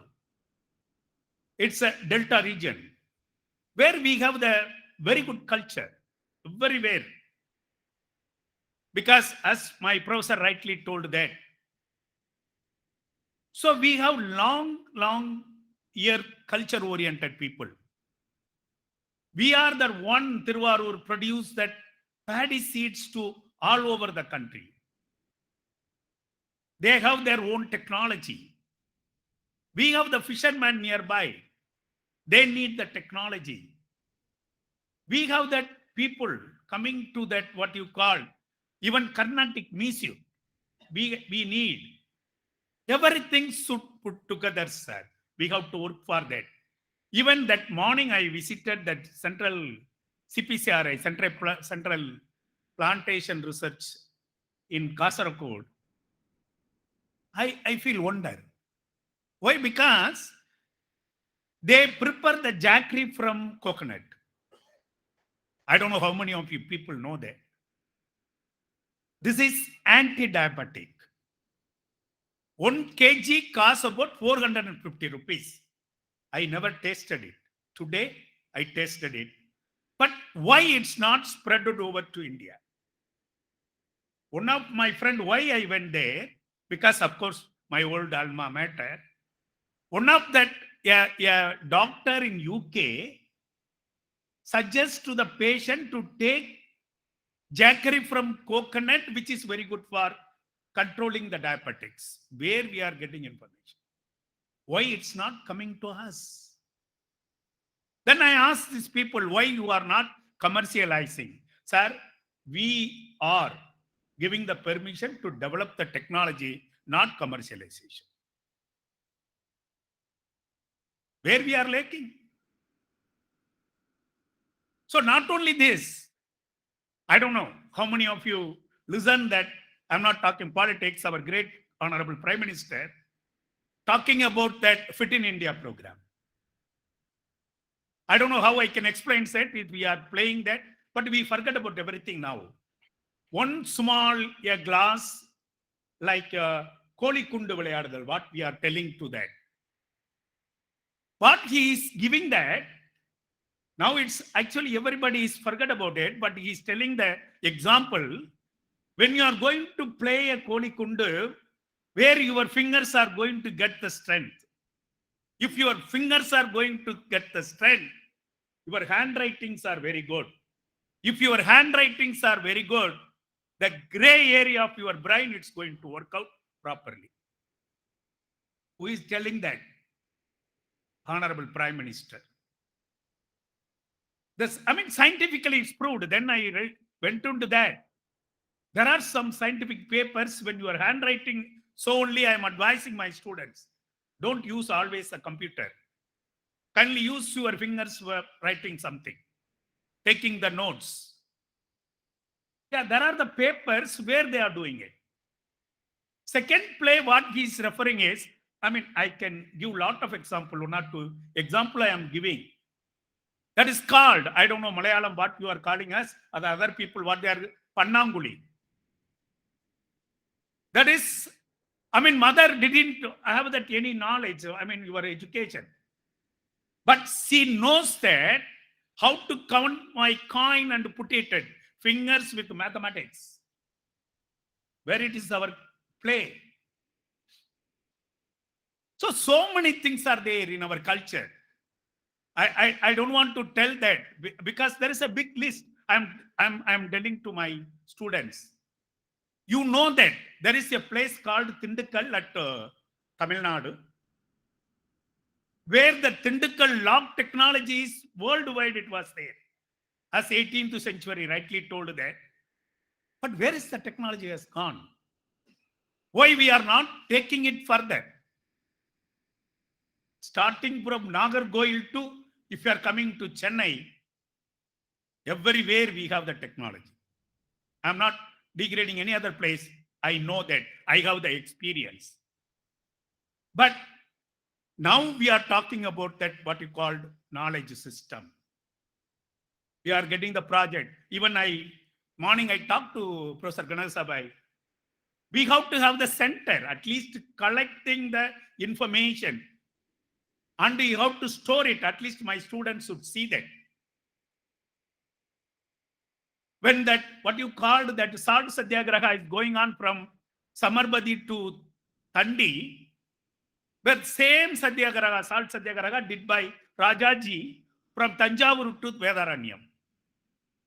Even I didn't know that Rajaji put in a jail at Vedaranyam. Suddenly it came up to my mind and it took my all student kindly see that the jail is there in Vedaranyam where the Rajaji is put it there. Even we are not allowed to go into that, but we have taken the photograph. See that. Why I am telling this one, I'm sorry, 1 minute I will take it. What I want to say that two things we have to think about it. So now that higher education is, I am sorry that I am also in the higher education. Higher education, what we are thinking that getting the degree, getting the salary, happy to keep my family happy, and I will be in the good position. That's all. What I did it for my village people nearby, my society. When you are not going to work with my society, the product is not coming out from higher education, we will not get the respect. That is only through your knowledge system. We have to help the people. When they are going to produce the seeds, we have to give the technology. But I ask that senior people, my Katamani or my Kanaka Sababadi, where we are having the openings, right? I can't change my syllabus, more than 20%. Then it will, as yet, when my students are going for a job, it's a class major system. How we are going to, really I am worrying about it. I want to do it. I want to do it.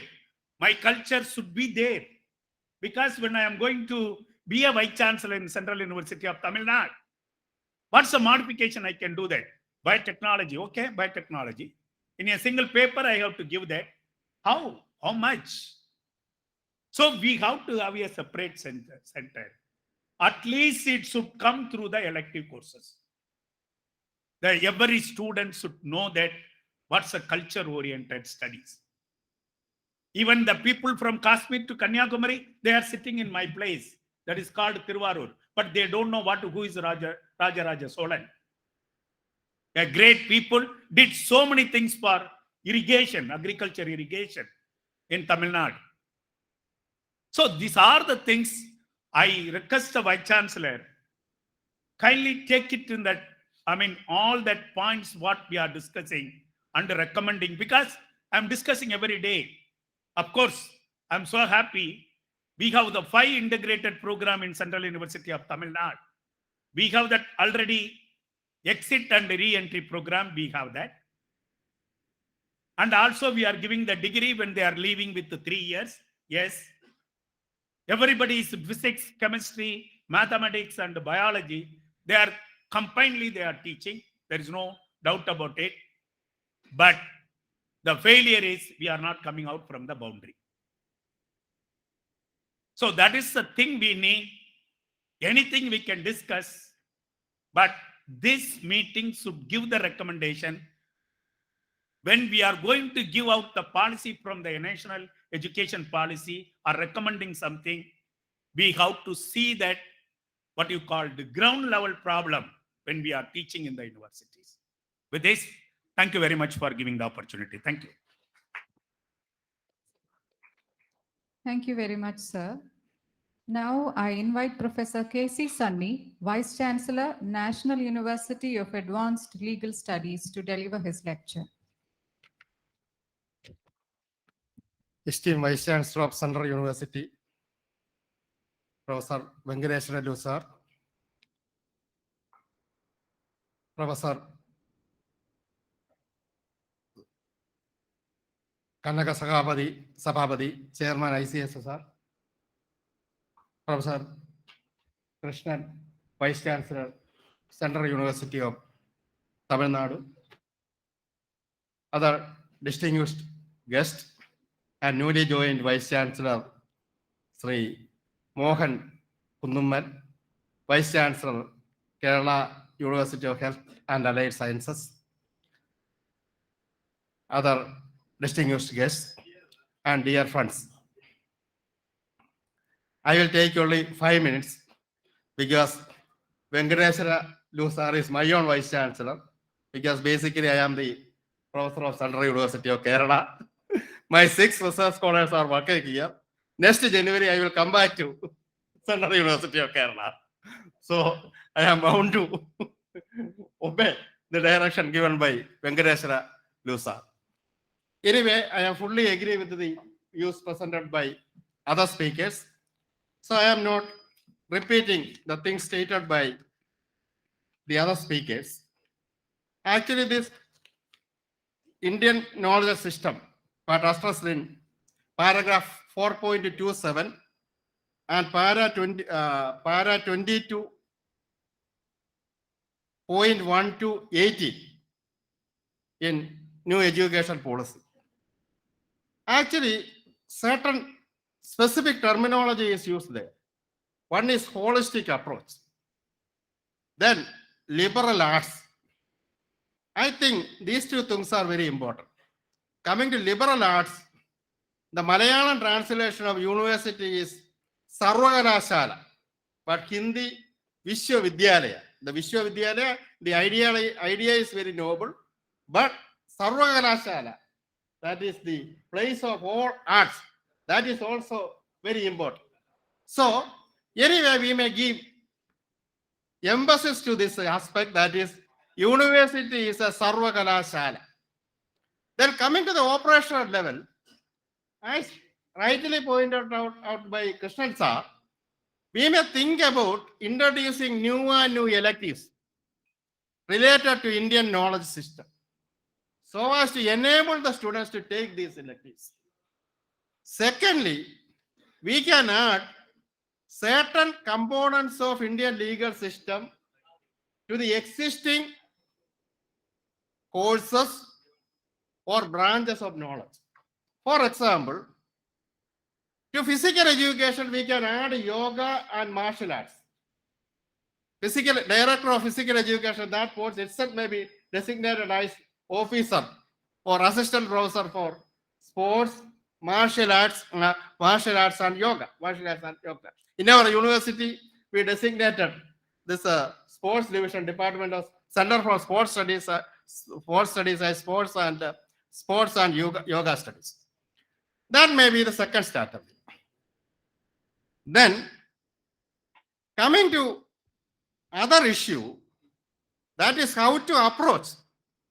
What may be our approach in the process of curriculum transaction? I think a different approach is needed. For example, my subject is law. We are addressing law in terms of lawyers, judges, and litigation. We can start with the noble Indian value of peace and tolerance. Peace, conflict resolution, then law. Peace, conflict resolution, law and litigation. Because in law, each legal profession a legal principle is embodied. That principle is related to an ideology, and that ideology is related to a philosophy. Indian Constitution is the document containing certain values. That is the approach taken by the Supreme Court. So we can approach the subject in a different manner. When we are teaching environmental studies, we must start with the Indian value of eco-centralism. So we may shift our approach while presenting a subject before the students. That is my second thing. I have only one more point, because in most of our discussions, the danger of following this European approach and British approach is taken. Following American approach has its own danger. Now we have designated our post: lecturer as assistant professor, reader as associate professor, following American pattern. For the purpose of research, especially in research methodology, we are mainly depending on American approach. There are certain fundamental differences between Indian approach and American approach in terms of addressing cultural issues and issues related to civilization. In United States, they are recognizing only individual identity. We are recognizing both individual and collective identity. First one. Second one, there is a theory that is melting pot theory. In America, different cultures, African cultures, Australian culture, Indian culture, Iranian culture, each culture may put into a pot and melt it. As a result of new culture will emerge. But our approach is flower pot theory. That is, we can make a very good flower pot using rose, jasmine, marigold, gold, etc., without losing its ideology. Next one. In America, all of us, I think, especially the social science teachers and students may heard about this Samuel Huntington theory of clashes of civilization. Now we are in the verge of a world war. Clashes of civilization. But Indian history proved that what is needed is not clashes of civilization, but confluence of civilization. So my point is that solely depending on American approach towards research is very, very dangerous. With these remarks, I am concluding. I may give other things as a paper. I once again express my sincere thanks to Venkateswara sir for inviting me. Thank you very much. Thank you, sir. I would like to welcome Sri A. Vinod, Member, National Monitoring Committee on Education, to share his observation. He will be joining us online. Namaste to everybody. Can I audible? Yes, sir. Being a Malayali and the program is at Kerala, so let us start with some Malayalam words. എല്ലാവർക്കും പരശുരാമ ക്ഷേത്രം എന്നറിയപ്പെടുന്ന God's own കൺട്രിയിലേക്ക് സ്വാഗതം. Kerala central university നിലകൊള്ളുന്നത് സപ്തഭാഷാ സംഗമ ഭൂമിയിലാണ്. അവിടേക്കും എല്ലാവർക്കും സ്വാഗതം. I am very much happy and proud that I am also a part of this national roundtable discussion. I think this may be the first such a big conclave that is happening in Kerala after declaration of this new national education policy by the central government in 2020.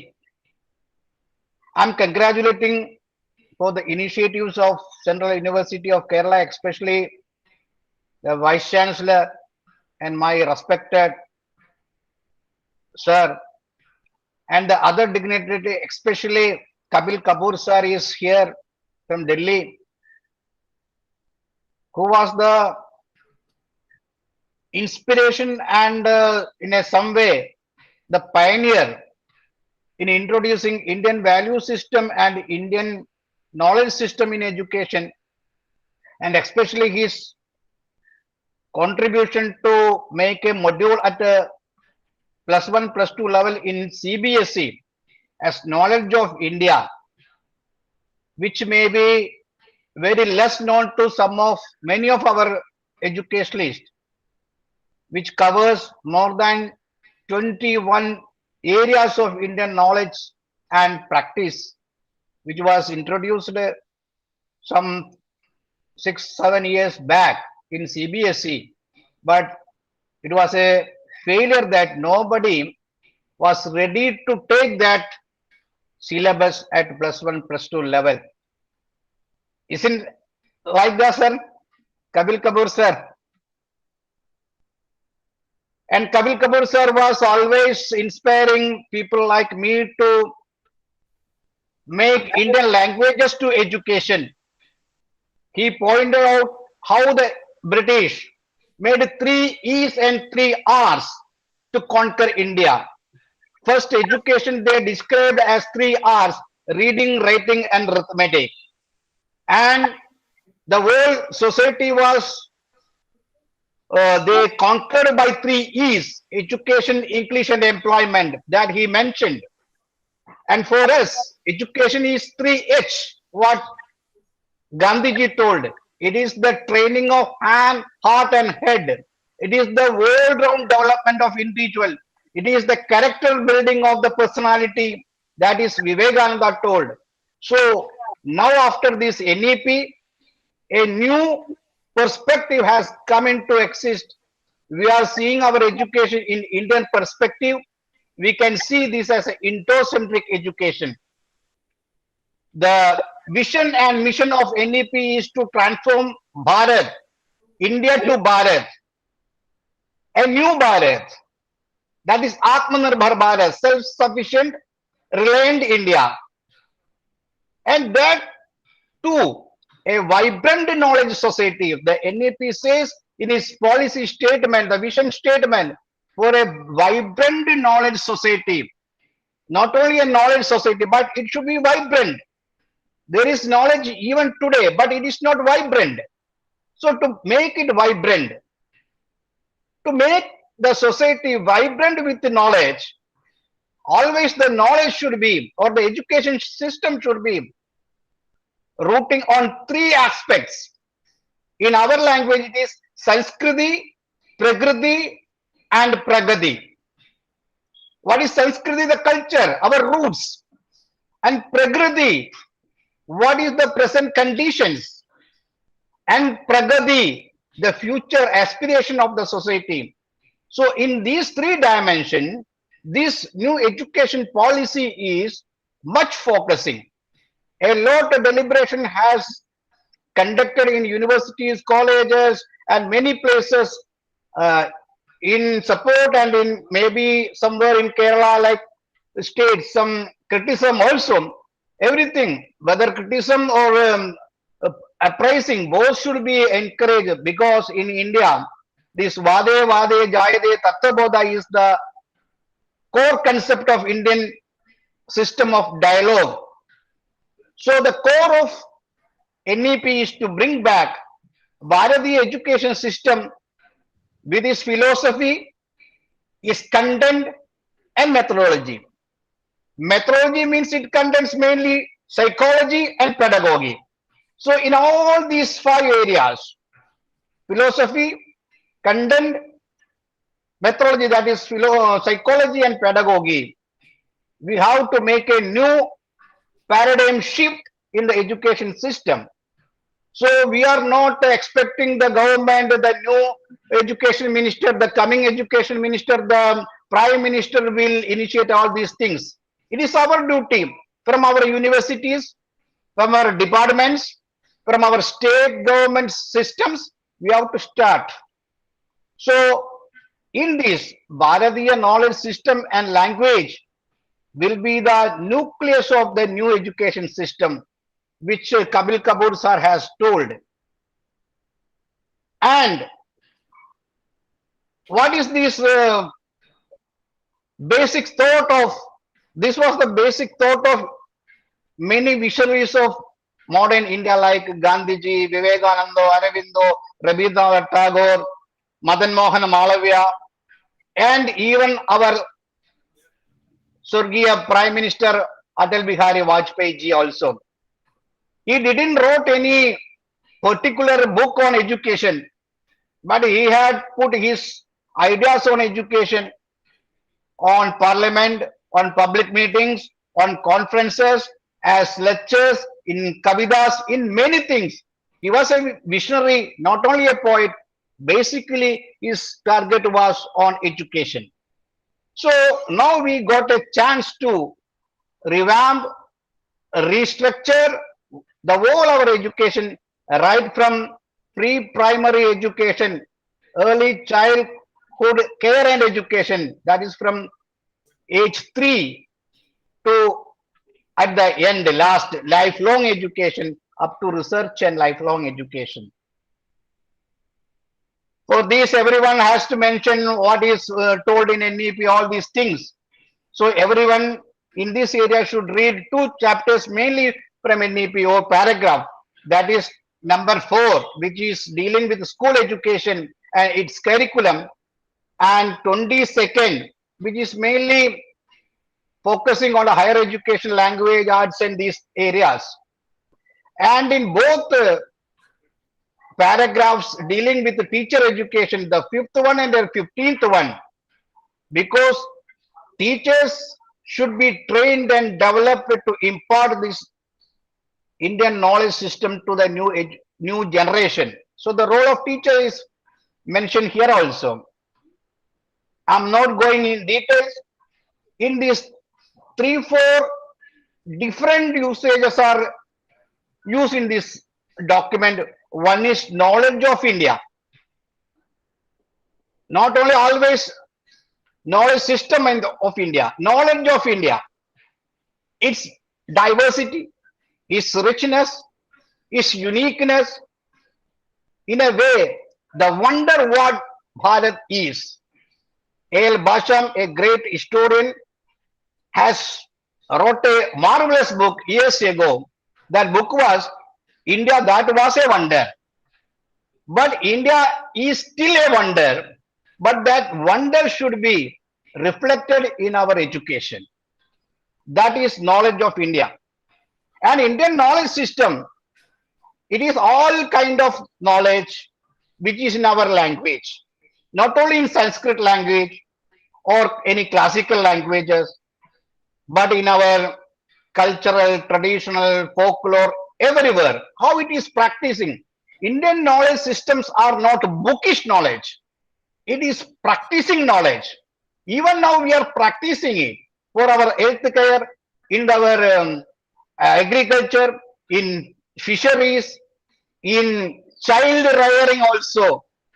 In parenting, we have a system of practicing, knowledge of practicing these days also. So Indian knowledge system, we want to make all these things to our education system. For this, the universities have to do 2-3 small things. It is not very big things. First is make courses, programs.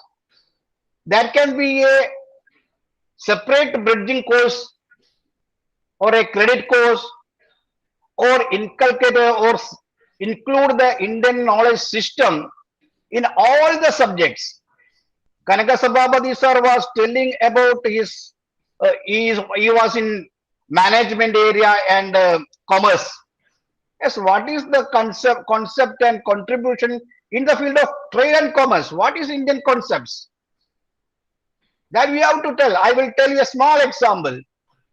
In our system of money exchange or something exchanging, always we will put 1.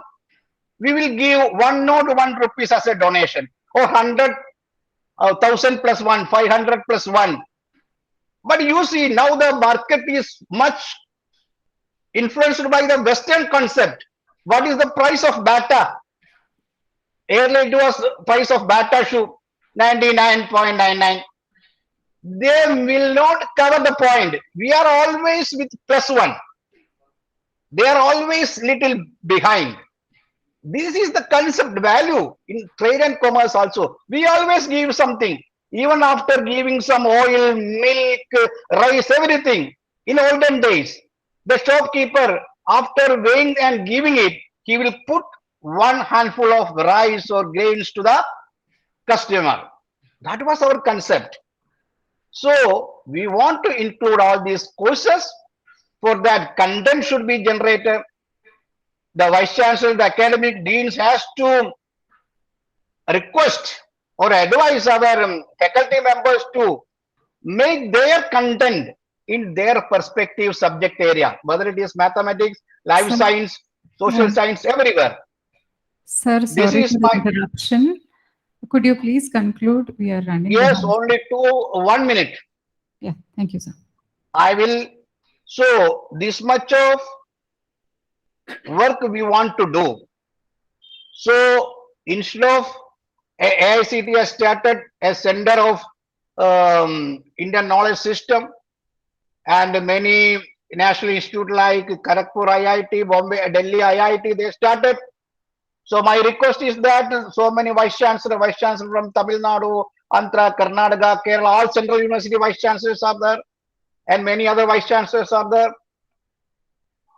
After this conference, we want to think, we want to invite great persons, and we want to sit with these people, with our faculty members, how to introduce, how to start Indian value system or Indian knowledge system into our syllabuses. This should be the first area, and such a vibrant content generation and then research and publication. We want to, Kapil Kapoor sir was telling how much Indian texts were translated in European languages and they published.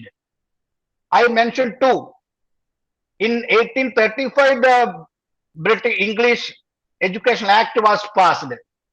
But in 1825, books were translated on Indian mathematics to British, and especially on Kerala mathematics in 1832.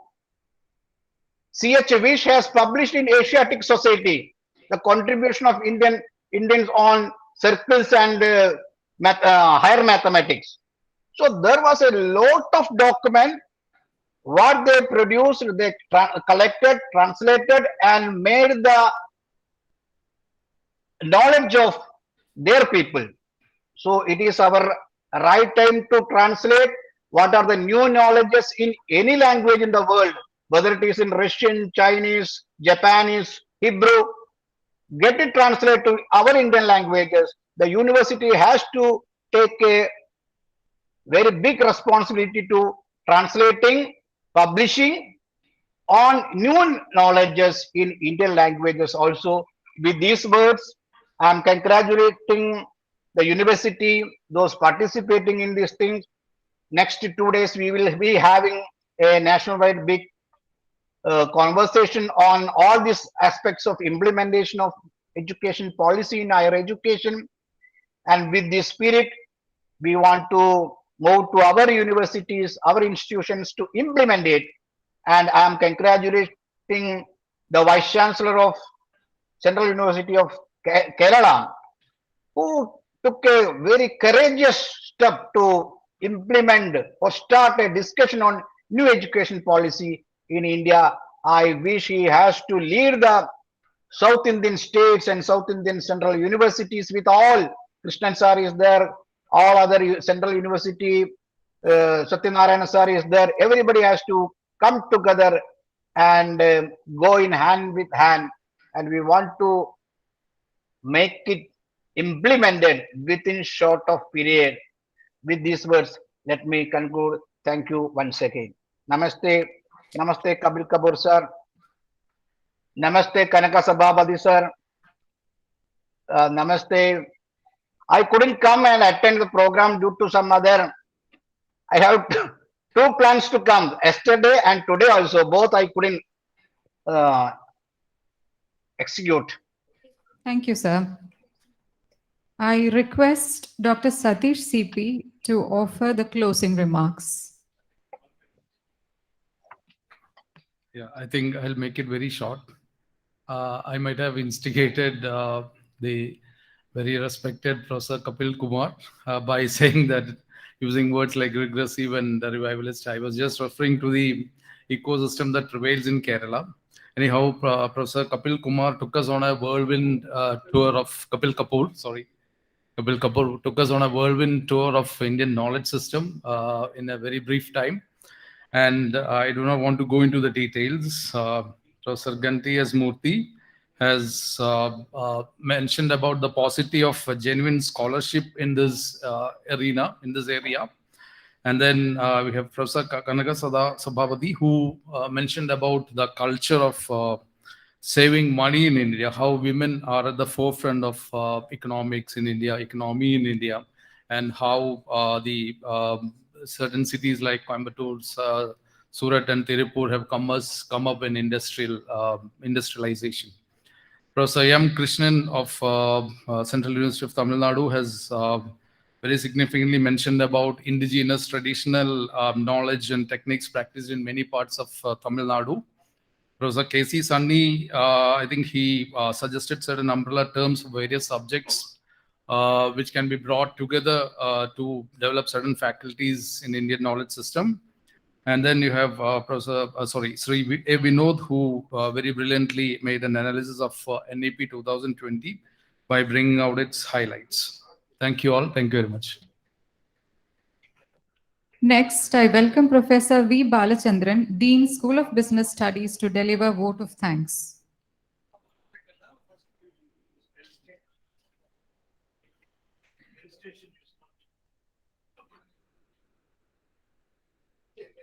I request our Honorable Vice Chancellor to felicitate the delegates on the dais and present the mementos.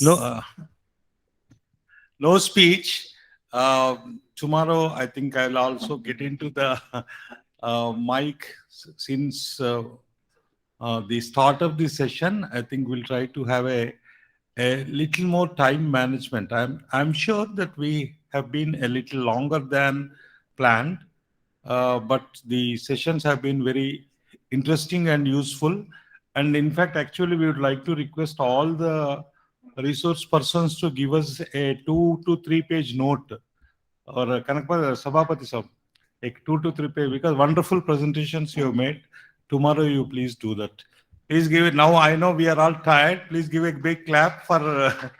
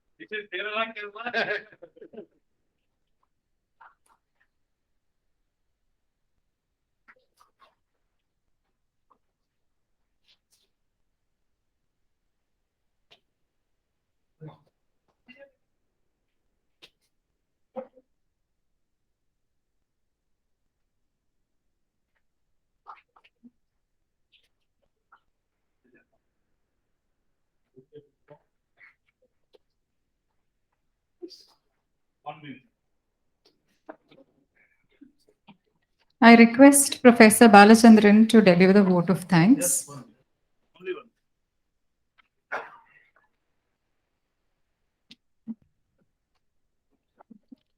Shri Gurubhyo Namaha.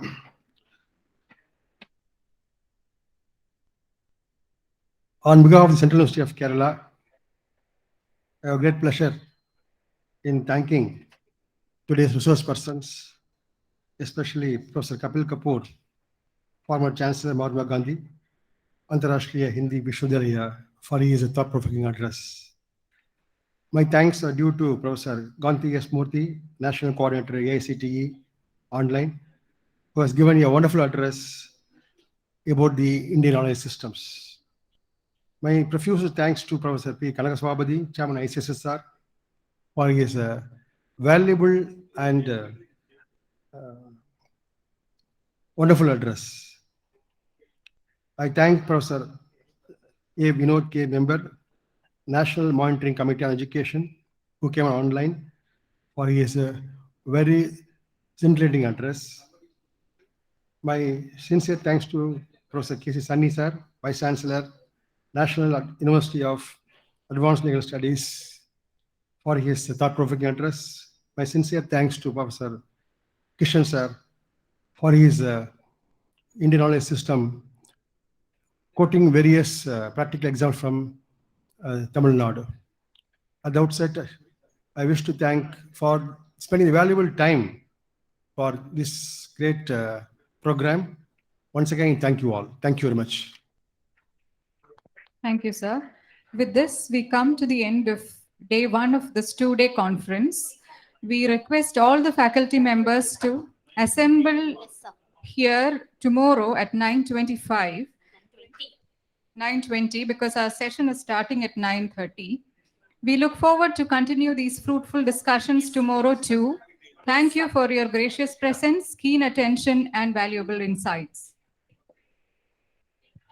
Dear faculties, tomorrow the session starts by 9:30. We request you all to assemble by 9:20. The Minister of Education will be joining us tomorrow.